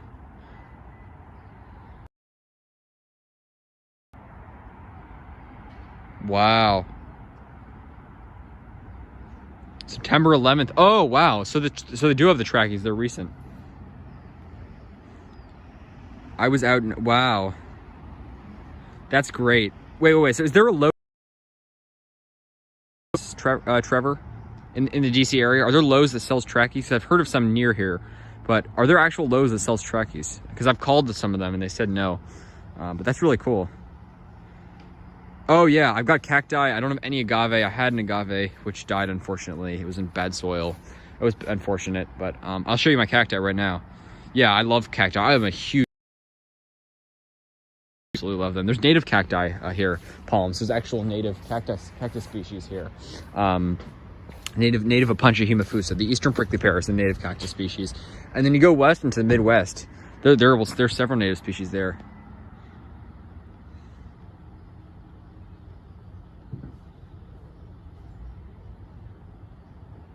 I'm back home right now with all my palms. Wow, that's good to hear. Yeah, your palms look gorgeous. You should upload a video, Palm Tree Dude. I really want to see that. Your palms are beautiful, and your eucalyptus. That thing's amazing. Like the dickie. Oh yeah, I should get a dickie. I've heard of. I'm sure. Actually, yeah, I know at least one of the species is hardy here, but I would love to get one of those. Yeah, they're just not very common in stores around here. Kansas heats up quite quickly too, as well as high solar insolation, which definitely. And it's also slightly drier because it's like sort of on the very edge of the Great Plains, which helped the camera. I'm sure that helped the camera ops. Like if it were that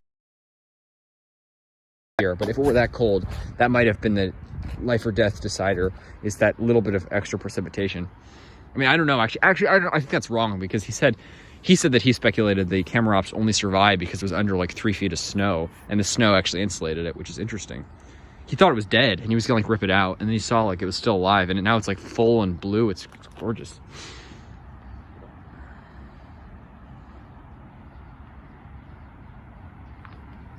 Sorry. Yeah, they are very cool plants. I want to get one. Yeah, they're at a church there. There's some needle palms in downtown Wichita. There's actually, Wichita's got like quite a few palms, kind of like DC. No track. Yeah, there are quite a few palms there. At least for Wichita, not quite a few like LA, but yeah, still pretty interesting.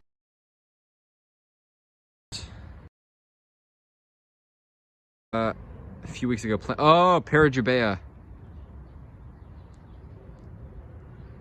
Oh, I'm so sorry to hear that, palms. Yeah, well, they should do well there. I'm really sorry, and hopefully we'll get another one, and hopefully it will do well.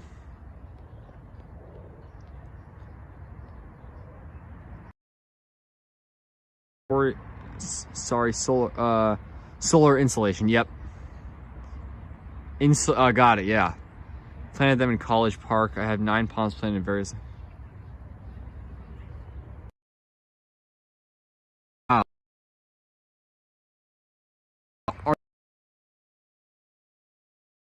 Are they like in your yard?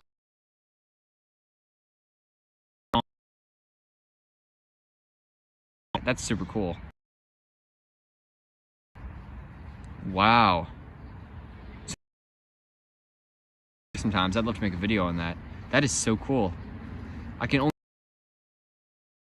from other places.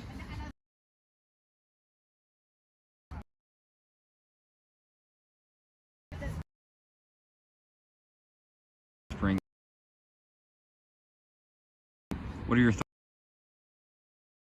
Of a tree. He's minor. But really nice. In or something. I really don't think they do too well here, so I'm hesitant about trying them. That's so cool though, that College Park doing. I really in public locations, scattered seed, and you guys, I don't know if you saw earlier in my live stream, actually.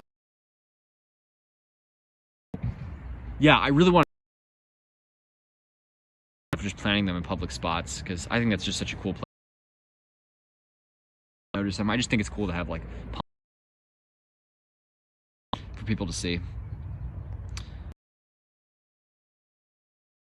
Yeah, tree ferns would be interesting to try. I don't know. Snow definitely played a big role in the heat. Yeah, it's amazing. You don't think of snow and heat and insulation, but believe it or not, yeah, that snow with the sunlight hitting it actually helps insulate it.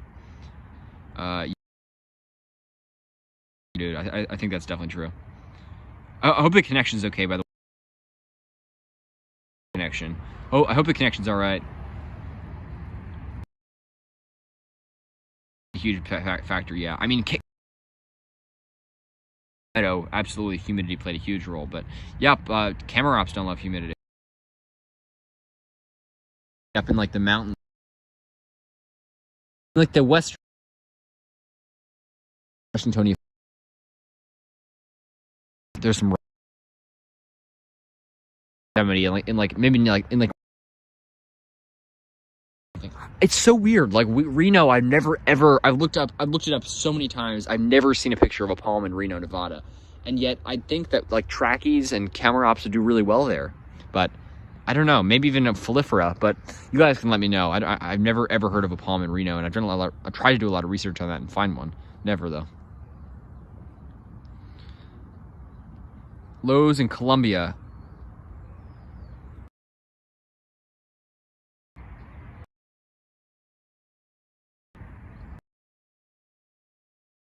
This past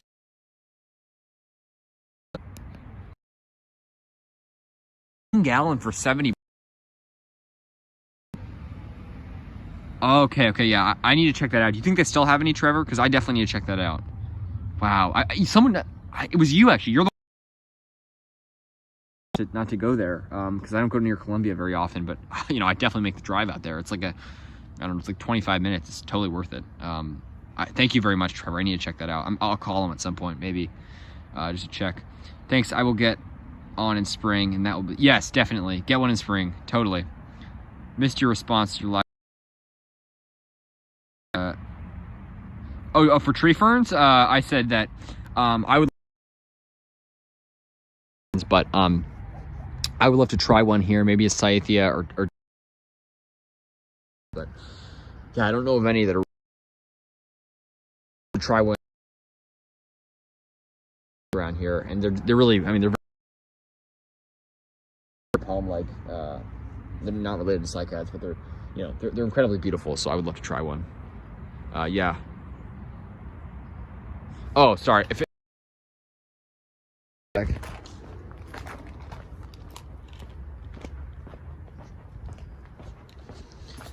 Sorry about that, guys. Yeah, it's really weird how even like in the front yard of my home, I mean, it's like such a small, you know, it's a small yard, but like even the front versus the back can make a huge difference in terms of the internet connection. Yeah, let me know how the connection is now.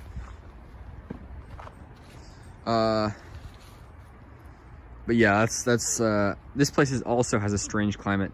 Technically, we are 9A, but because of the cold, it's so dry. We're a ton of stuff. Wow, 9A, yeah. It's like the Salton Sea in California. I think it's like 9A or something.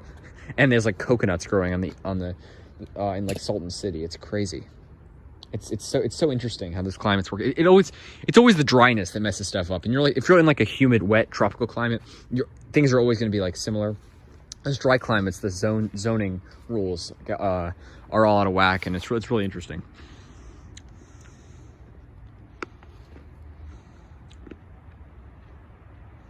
Oh, Trevor. Yeah, sorry. I need to read your last comment. Oh yeah, I was gonna say, what was my question? Yeah, I was just saying that I remembered you telling me about that Lowe's in Columbia. Yeah, do you think they still? I think a question was like, do you think they still have any? Do you think they still have any of those palms remaining?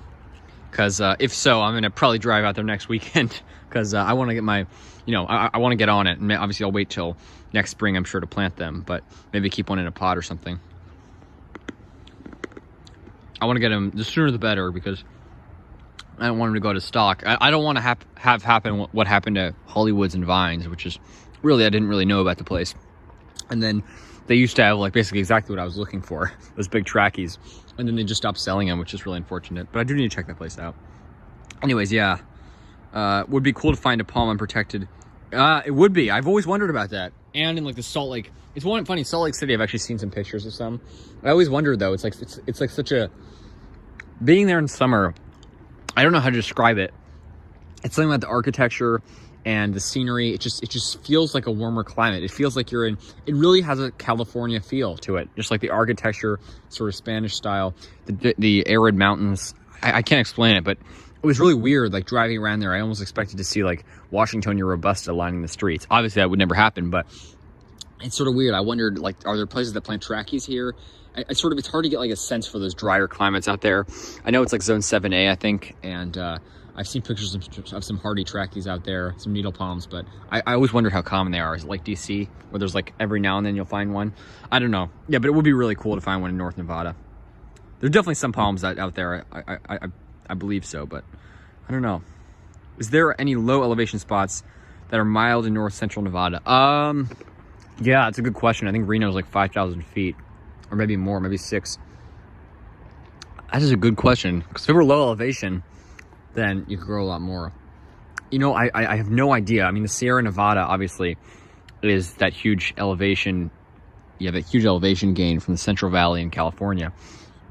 I wonder if it really dips back down much, because I know you have the Great Basin, which goes through Nevada, which is, I guess, lower. So I think like north central Nevada may be lower. But the thing about it is that in a big city, you have more people, meaning you always have more people that are willing to try stuff and plant palms. In small towns, like in like southern Utah, for example, where you can totally grow falifera in like basically all across southern Utah, no one grows them outside of St. George, because the towns there are so small that people can't get their hands on it. There's less supply, because you don't have like nurseries and stuff, specialized nurseries. So it's just mostly like, if there's a big city in northern Nevada, I'm sure you'd have lots of trackies and stuff, but it has also to do with like supply and stuff. It's really interesting. I would love to see that though.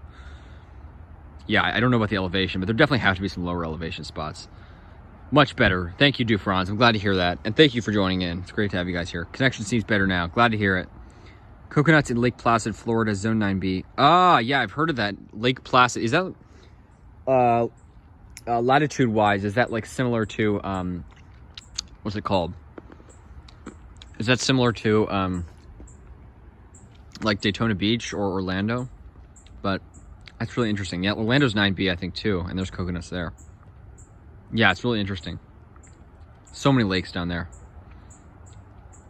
Some really tall ones. Wow. Yeah, it's amazing how like those it's more subject to deep freezes though, so a bad winter can knock them out. But really cool though. See all those coconuts down there. I've seen pictures of those, definitely. I always love looking at like where coconuts meet their range limits, and like their not range, but their growing limits, and where people are pushing the boundaries. Really cool. Microclimates are crazy. We had a cold night last year, and my bananas got frozen, and however only 200. Wow, that's crazy. Yeah, that's crazy. It's microclimates are really crazy. Amazing. I wish they did, but they probably threw their. Wow, that's really sad, Trevor. But yeah, I don't know. Maybe I'll call them or something. But I'll check that other place out. I took a screenshot of the address. But thank you very much for sharing. I need to check that out, and hopefully next summer. Salt Lake seems nice. Oh, Salt Lake City is beautiful. Yeah. Speaking of microclimates, the bananas surrounded by buildings. Yes. I saw that. Still green. Jeez, all the ones here are brown. That is crazy. Or maybe some of them are still green, but most of the ones I've seen are brown. Mediterranean fan palms would work best there. Yes. I agree. They totally would. In northern Nevada, they'd be great. Yesterday. Yeah. That's super cool. Palm tree, dude. I've seen small towns in Zone 7A in eastern New Mexico with Washingtonia. Wow. That's amazing. Yeah, I've seen pictures of Washingtonia in New Mexico. It's incredible. 7A, yeah. It just shows you same zone as here, but just the cold, the wetness is what makes the difference. Lake Placid is much further south. Let me ask you guys something. This is just a random thought, but if I tried a Washingtonia Falifera and instead of like putting a whole greenhouse over it, I just like had a top over it, like sort of like a giant table so that to keep the wetness out, do you think it could survive here unwrapped, uninsulated, just with like no moisture getting in? That's my question, because like they survive in New Mexico just fine, in like even Zone 6B, which is colder than here, just without the moisture. Lake Placid is further south, more similar to Jupiter, Florida. Wow, awesome. Yeah. I've seen pictures of that. Yeah. It's amazing how like farther inland it does get a lot colder. Incredible. Wow. Hawke's Bay, New Zealand. That is really cool. That must be on the is that on the South Island or the North Island? I assume it's on the South Island. That is really cool. Maybe it's in the North Island, actually. I don't know. New Zealand's amazing. And the cow palm, it's just incredible. I want to go there really badly. Oh yeah, Trevor, sorry. The other question I was asking you, maybe, I don't know if you heard this or not, but I was wondering where exactly you, I mean, not like the exact location, but like, did you plant them in like the palms, all those trackies that you plant around town that, like you said, planted 9 of them, are they in public spots? or in private spots. Because if they're in like a public spot, I would love to see that. Because I'm in College Park every now and then for something. I drive by there sometimes. I would love to check that out, but that is so cool.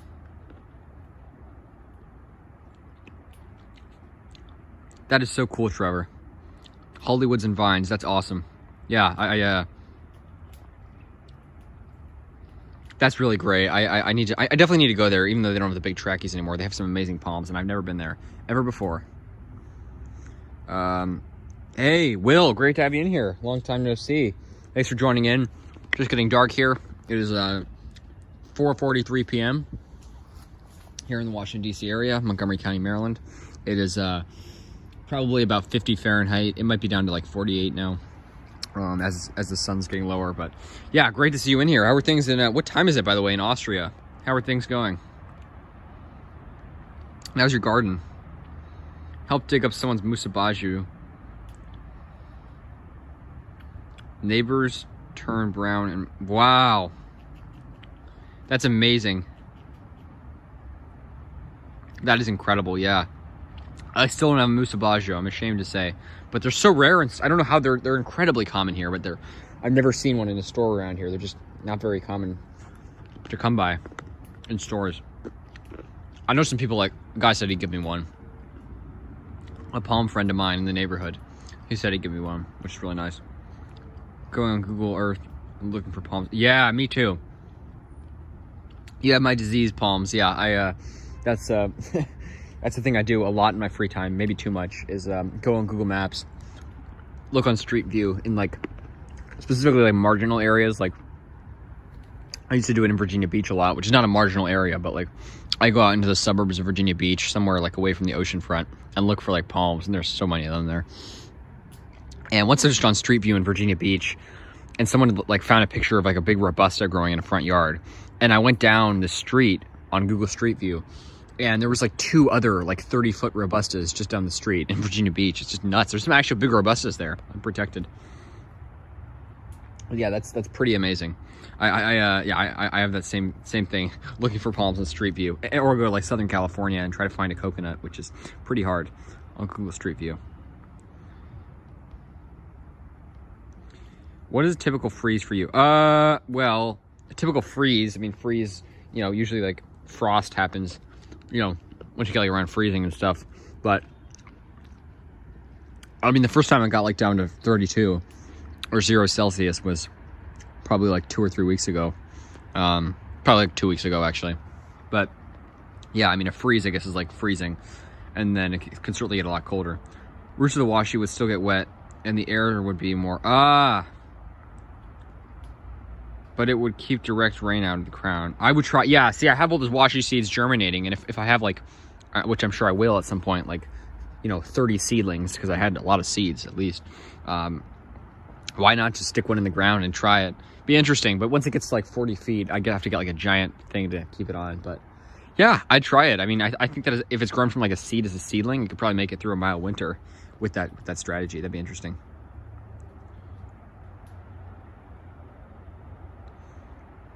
Yeah. Are there actually foliferas in Santa Fe? Because I always wondered that. I've never seen pictures of palms in Santa Fe, but there's palms in Albuquerque. I always wanted to see one in Santa Fe. Wow. That's awesome, palm tree, dude. I need to get one. I need to get a musabaju. 11 p.m. Wow. Jeez. Well, yeah, definitely do that. Wow. I've been growing some palms from seeds. That's awesome. I've been growing some palms and seeds too. I got this washies germinating from California. I've got my sable brazoria, and yeah, Nanoraps. Oh, that is the 2 palms that I really want to try here that I think wouldn't need any protection. I saw a Nanoraps in Virginia Beach at Pungo Palms Nursery. I think they can make it here just fine. It's mostly the lack of availability that makes them so rare. They're incredibly rare. Nanoraps and what's it called? Serrano repens. The guy at Pungo Palms actually sells them. I saw a lot of Serrano repens in yards in Virginia Beach. And the guys, I'm kicking myself I didn't get one. I mean, I got a bunch of great palms when I was in Pungo Palms, so I'm not upset. But next time I'm there, I got to get one. I really want to try a Serrano repens here. I think it could make it just fine with no protection. I don't know why, but it seems a lot of... you know what? I was just thinking about that. It looks like so much brighter than it actually is. I don't know how to describe it, but yeah, it actually looks like somewhat bright out. It's actually really dark out. The screen, for some reason, makes it look a lot brighter than it is. It's dark, but it looks really light out. It's just the screen. Yeah, I don't know how it works. Hey, Sandor, great to have you in here. Really appreciate you joining in. It's what time is it here? It's 4:48 p.m. It's about 48 Celsius, maybe 49. Fahrenheit, excuse me, not Celsius. I don't know what that is in Celsius. It might be like 11 Celsius, 12. Probably like 11 Celsius, and or maybe it's 10. I don't know, something like that. And yeah, could be worse. The weather here is not that bad, actually. I don't know why. Hawke's Bay is at the bottom of the North Island. Oh, wow. Oh, massive neat cow palms. Yes. And they're native all over there. That's so cool. Are you in New Zealand, Dave D? Because that is so cool. I really want to go there. Never been anywhere near there, but I really want to. Rapidophyllum seeds I got seem to be old already. Nothing germinated yet. That's all right. I thought that my stable palmetto seeds wouldn't germinate. It took me like 6 months to get them to actually form into seedlings. It took them like 4 months to just start to show anything. Yeah, just give them time. I'm sure they're slow germinators. Trust me, they will grow. I mean, if you got them in like a baggie or something, I'm sure they'll grow well. And you'll have maybe the only needle palm in Austria. I mean, could that be the only needle palm in Austria? I think it probably could be. Sandor, great to have you in here. Heard Cape Cod. Yeah, that's the thing, is it says like Cape Cod. I think it's zone 7A. Yeah, exactly. No. I don't think a trachea could grow there. They need to rezone it, because DC is more like 8A probably, in like a good microclimate. And Cape Cod is definitely not 7A, and certainly not 7B. It's really weird how it works. I mean, yeah. I think a needle palm, sable minor maybe in Cape Cod. Trachea, no. In a mild winter, yes, because tracheas, I've seen... I keep going off on tangents, but this guy posted a picture on Facebook. He planted, it was so cool. He went to this park in Newark, which is a city. Newark is, it's in New Jersey. It's a city, like right near New York City. You can see it from New York City. And he went to this park and he planted, they all looked about that size, tracheas in the woods, including like a waggy, and they were gorgeous. And he said he forgot to protect them last winter, and every last one survived. So as for Cape Cod, it was so cool. I need to check that out at some point if I'm in the area. But as for Cape Cod, yeah, trachea could probably make it in a mild winter just fine. But even like a somewhat bad winter, definitely would do it in. I think marginal at best is even a stretch. Yeah, Cape Cod is definitely not 7A or 7B. More like 6B. Maybe 6A even. It is a little bit warmer than New York, probably. It does stretch out into the ocean, though, which definitely helps. What do I know? Maybe it is more warmer than I thought. I was there last summer, so.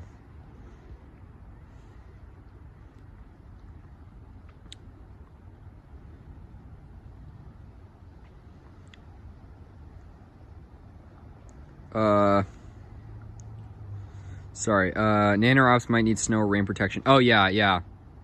That's true, but they still make it fine, even with the rain. I mean, there's huge ones at Virginia Beach. I think they could do fine here. I saw this guy, he has one in Little Rock, Arkansas, never protected, and it's like 4 or 5 feet. It's huge. Yeah, Serrano are really hardy, Will. They're one of the hardiest palms out there. They're probably hardier than tracheas. Actually, I don't know if that's true, but depends on the climate. But they're probably competing with tracheas. Really, you have a ton of Serrano repens palm tree. I remember you saying that. That's really cool. I really want to get one. I'm gonna go, if I'm ever in Virginia Beach, I want to go to Pungo Palms and get one. There's palms in Albuquerque. Yeah. I know there's palms in Albuquerque. There's lots of palms, but I never see one in Santa Fe. So I've always wondered about that. It's not similar. Well, I think Albuquerque is like 4,000 feet elevation.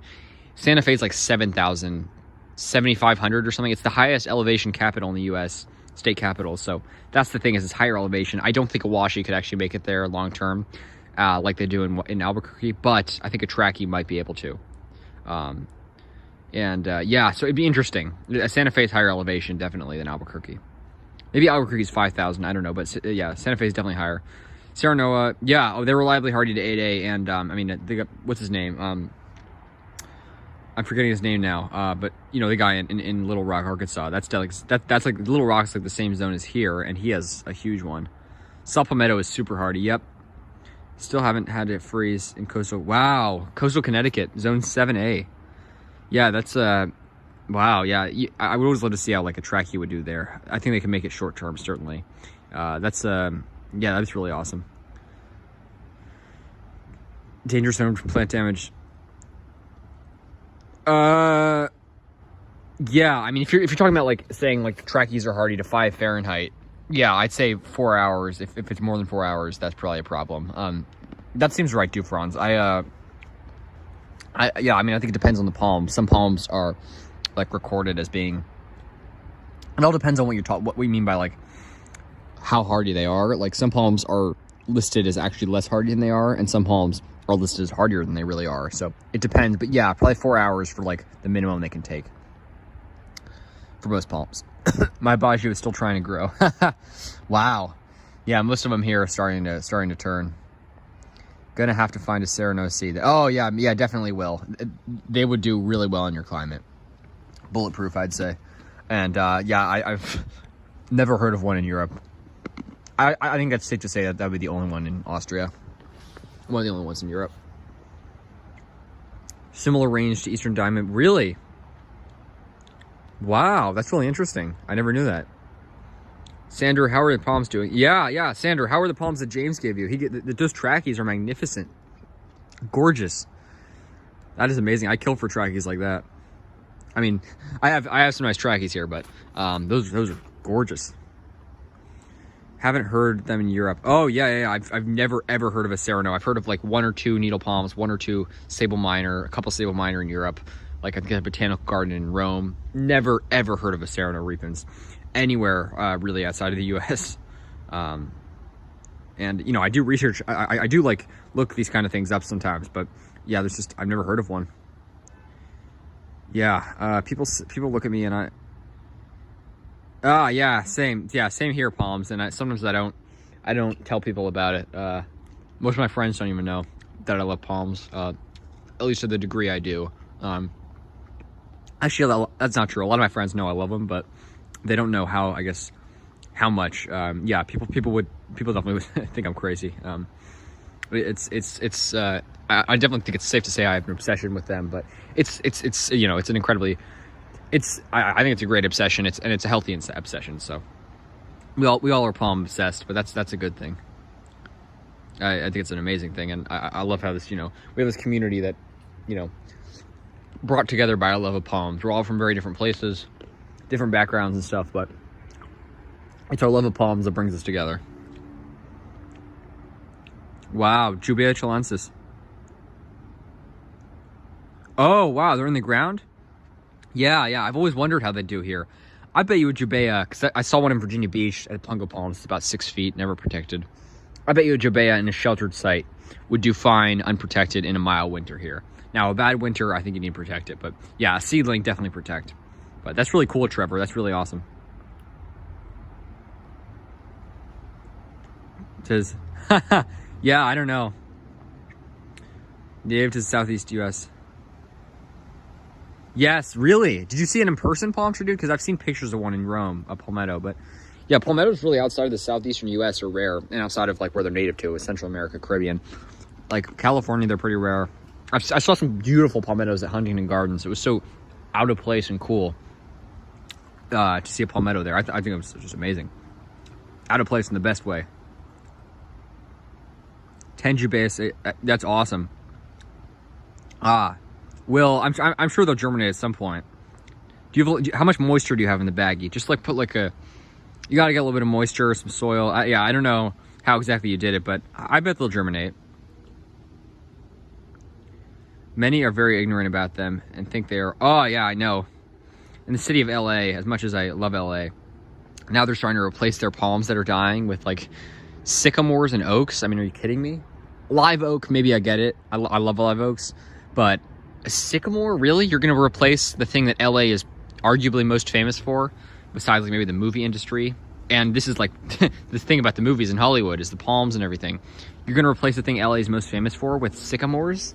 I mean, imagine Hollywood Boulevard, where you can see for miles with like Washington and Robusta. Imagine that all with sycamores. It would look like our streets here are lined with sycamores, and they look exactly the same.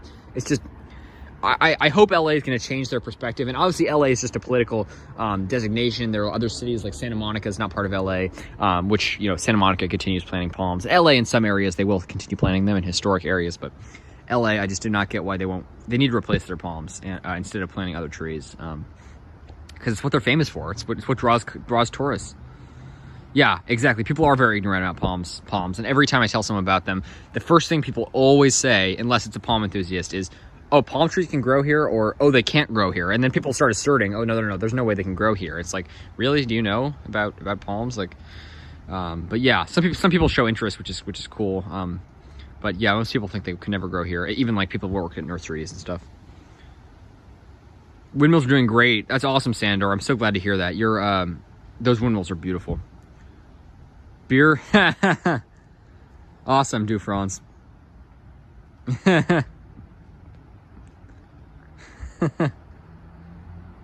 Grew up in New Zealand, but I live in... Ah, I see. That's awesome, Dave.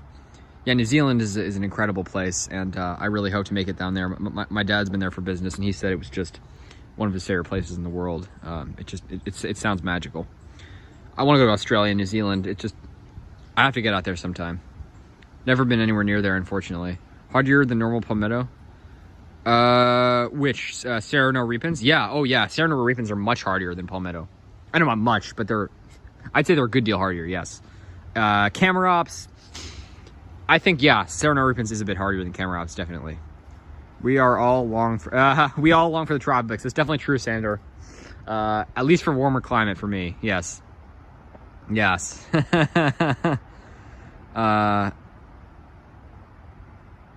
Yeah, definitely true. I got a few trackies.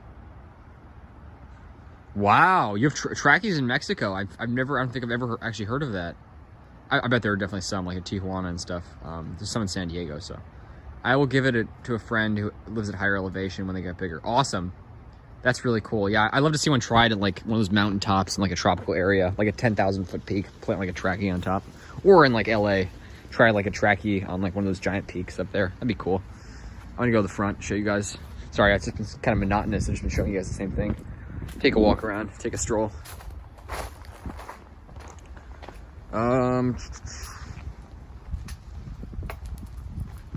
Nova isn't as hardy. Yeah, I don't know actually. There's a big Nova at the National. It's grown like a weed. I can't believe 8 feet tall now, and it's got fronds from top to bottom. It's probably one of like the top 3 most gorgeous trackies I've ever seen in the area. One of the most gorgeous. It's beautiful. It's at the zoo, and I need to get back there and make a video on it. It's magnificent. What on earth is this? I do not know what that is. I don't think that's ours. Huh, that's weird. I got a few trackies. I cracked the shells of mine and planted the 100% perlite. They germinated instantly. I thought... Same with me for the Folifera I have. They germinated seeds, and the guy who gave them to me said that they aren't. I mean, yeah, I guess Wagnerianus is less hardy than Fortunae, supposedly.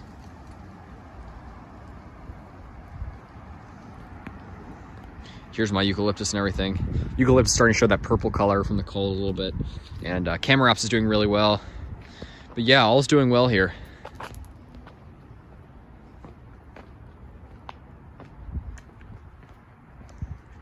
Yeah, I saw the palmetto. Wow. Oh yeah, Rome is Rome is amazing. I was in Rome. I've been to Rome once a couple years ago. And oh my god. The palms there are incredible. They can grow some really incredible stuff. I'd love to see like a coconut tried in Sicily or something. I bet it could make it. I heard there was supposedly one at a botanic garden in Sicily, but I never saw pictures of it. All right.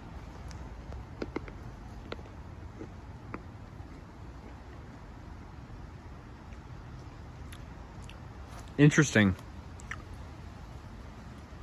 Yeah, Will. Yeah, I don't know. I mean, they probably germinate without the shells being cracked. Palm tree dude is in Virginia. He's in, he lives near, I know you're from, he's from near Richmond, which is the capital. And he goes to college, I think in Blacksburg, Virginia. Rome is zone 9B, wow. Yeah, that's pretty amazing. I used a bench vise as... Yes, that's a great point.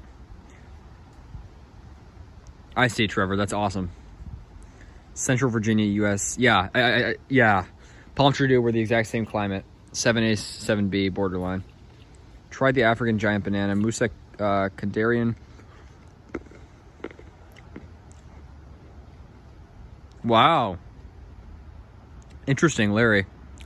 That's really cool. Every so many winters, we get a few cold days. Same here, palm tree dude. Every few winters. Drove through Virginia a few weeks ago, Roanoke area. Oh yeah, it's lovely. There's some trackies out there, supposedly. I've seen pictures of, like in the woods.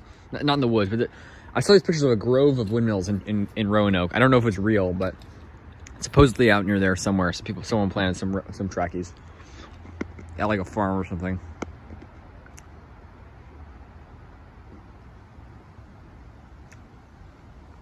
That's awesome, Sander. Sounds great. Those bananas, that sounds cool. African giant banana. I'd love to try one of those.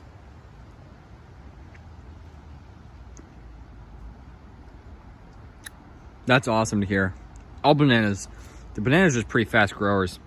Isn't it that dark out? Wow, it actually is getting dark. Hope you guys can see all right.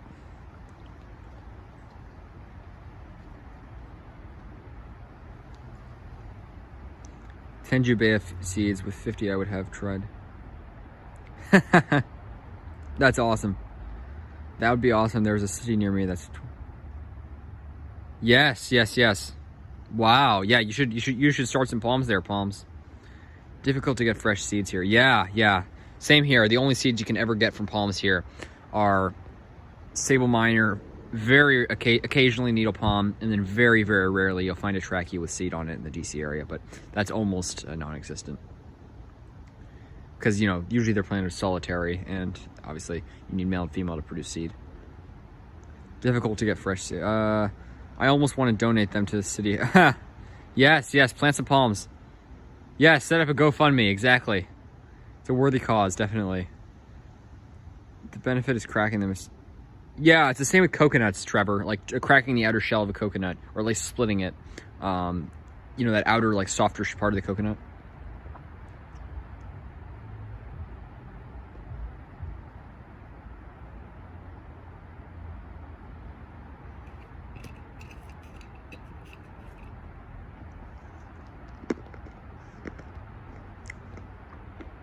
Wow. Tracheas and Yucca rostrata in Long Island. I've never heard of that. I mean, I've seen some pictures, but that's really cool. I know there's like a lot, it's called like island-wide palm trees, which plants and protects palms in people's yards in Long Island, which is super cool. I saw this apartment building. I don't know if you guys know Asbury Park. I'm heading out there, by the way, in a few days to visit my family. I'm going for Thanksgiving. It's a tradition. I saw this apartment building last time I was there. I didn't have a chance to make a video, but I'm gonna have to go back and check it out. They had, like, must have been big ones that were like transplanted recently, and or queen palms, which then die in winter. But this was impressive. I'll have to check it out, see if they're still there.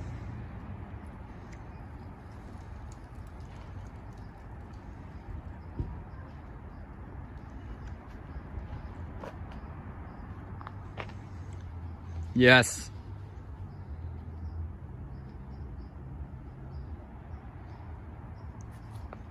Yes, try finding some on Street View. Definitely.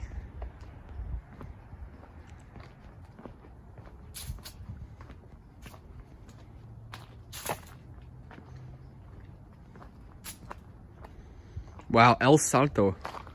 That is really cool. I gotta check that out. Care to show us an update on your coconut? You know what? I will actually go do that right now. I'm gonna head upstairs and show you guys my coconut right now, because it's starting to get dark out. Just gonna finish reading through your guys' comments and then I'll head right upstairs. Went through Roanoke on my way to yesterday. That's so cool, palm tree, dude. Yeah, it's amazing how you just see people trying them. DC is just becoming a eucalyptus city. It's amazing. I've seen so many young ones recently. And I saw a tiny one like in the neighborhood just a few days ago. Maybe like a week or two ago, actually. But yeah, they're really becoming common. Man, it's really cool. That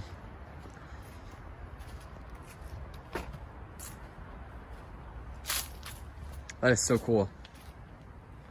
I'll check out Street View.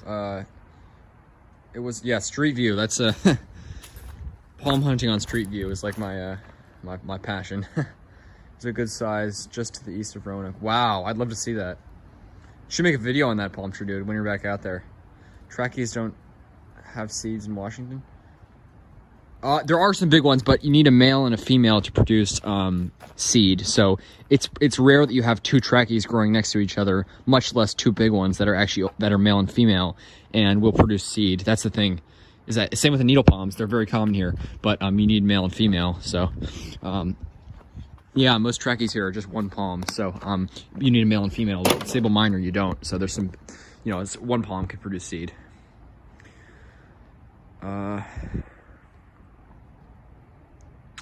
Yeah, that's awesome, palm tree, dude. That is so cool. I love eucalyptus. I'm just nuts over them. I was a good I was staying in Hilton Head Island. I did see some trackies with seeded at that guy's house that I made a video on, so that's cool. Wow. Oh yeah.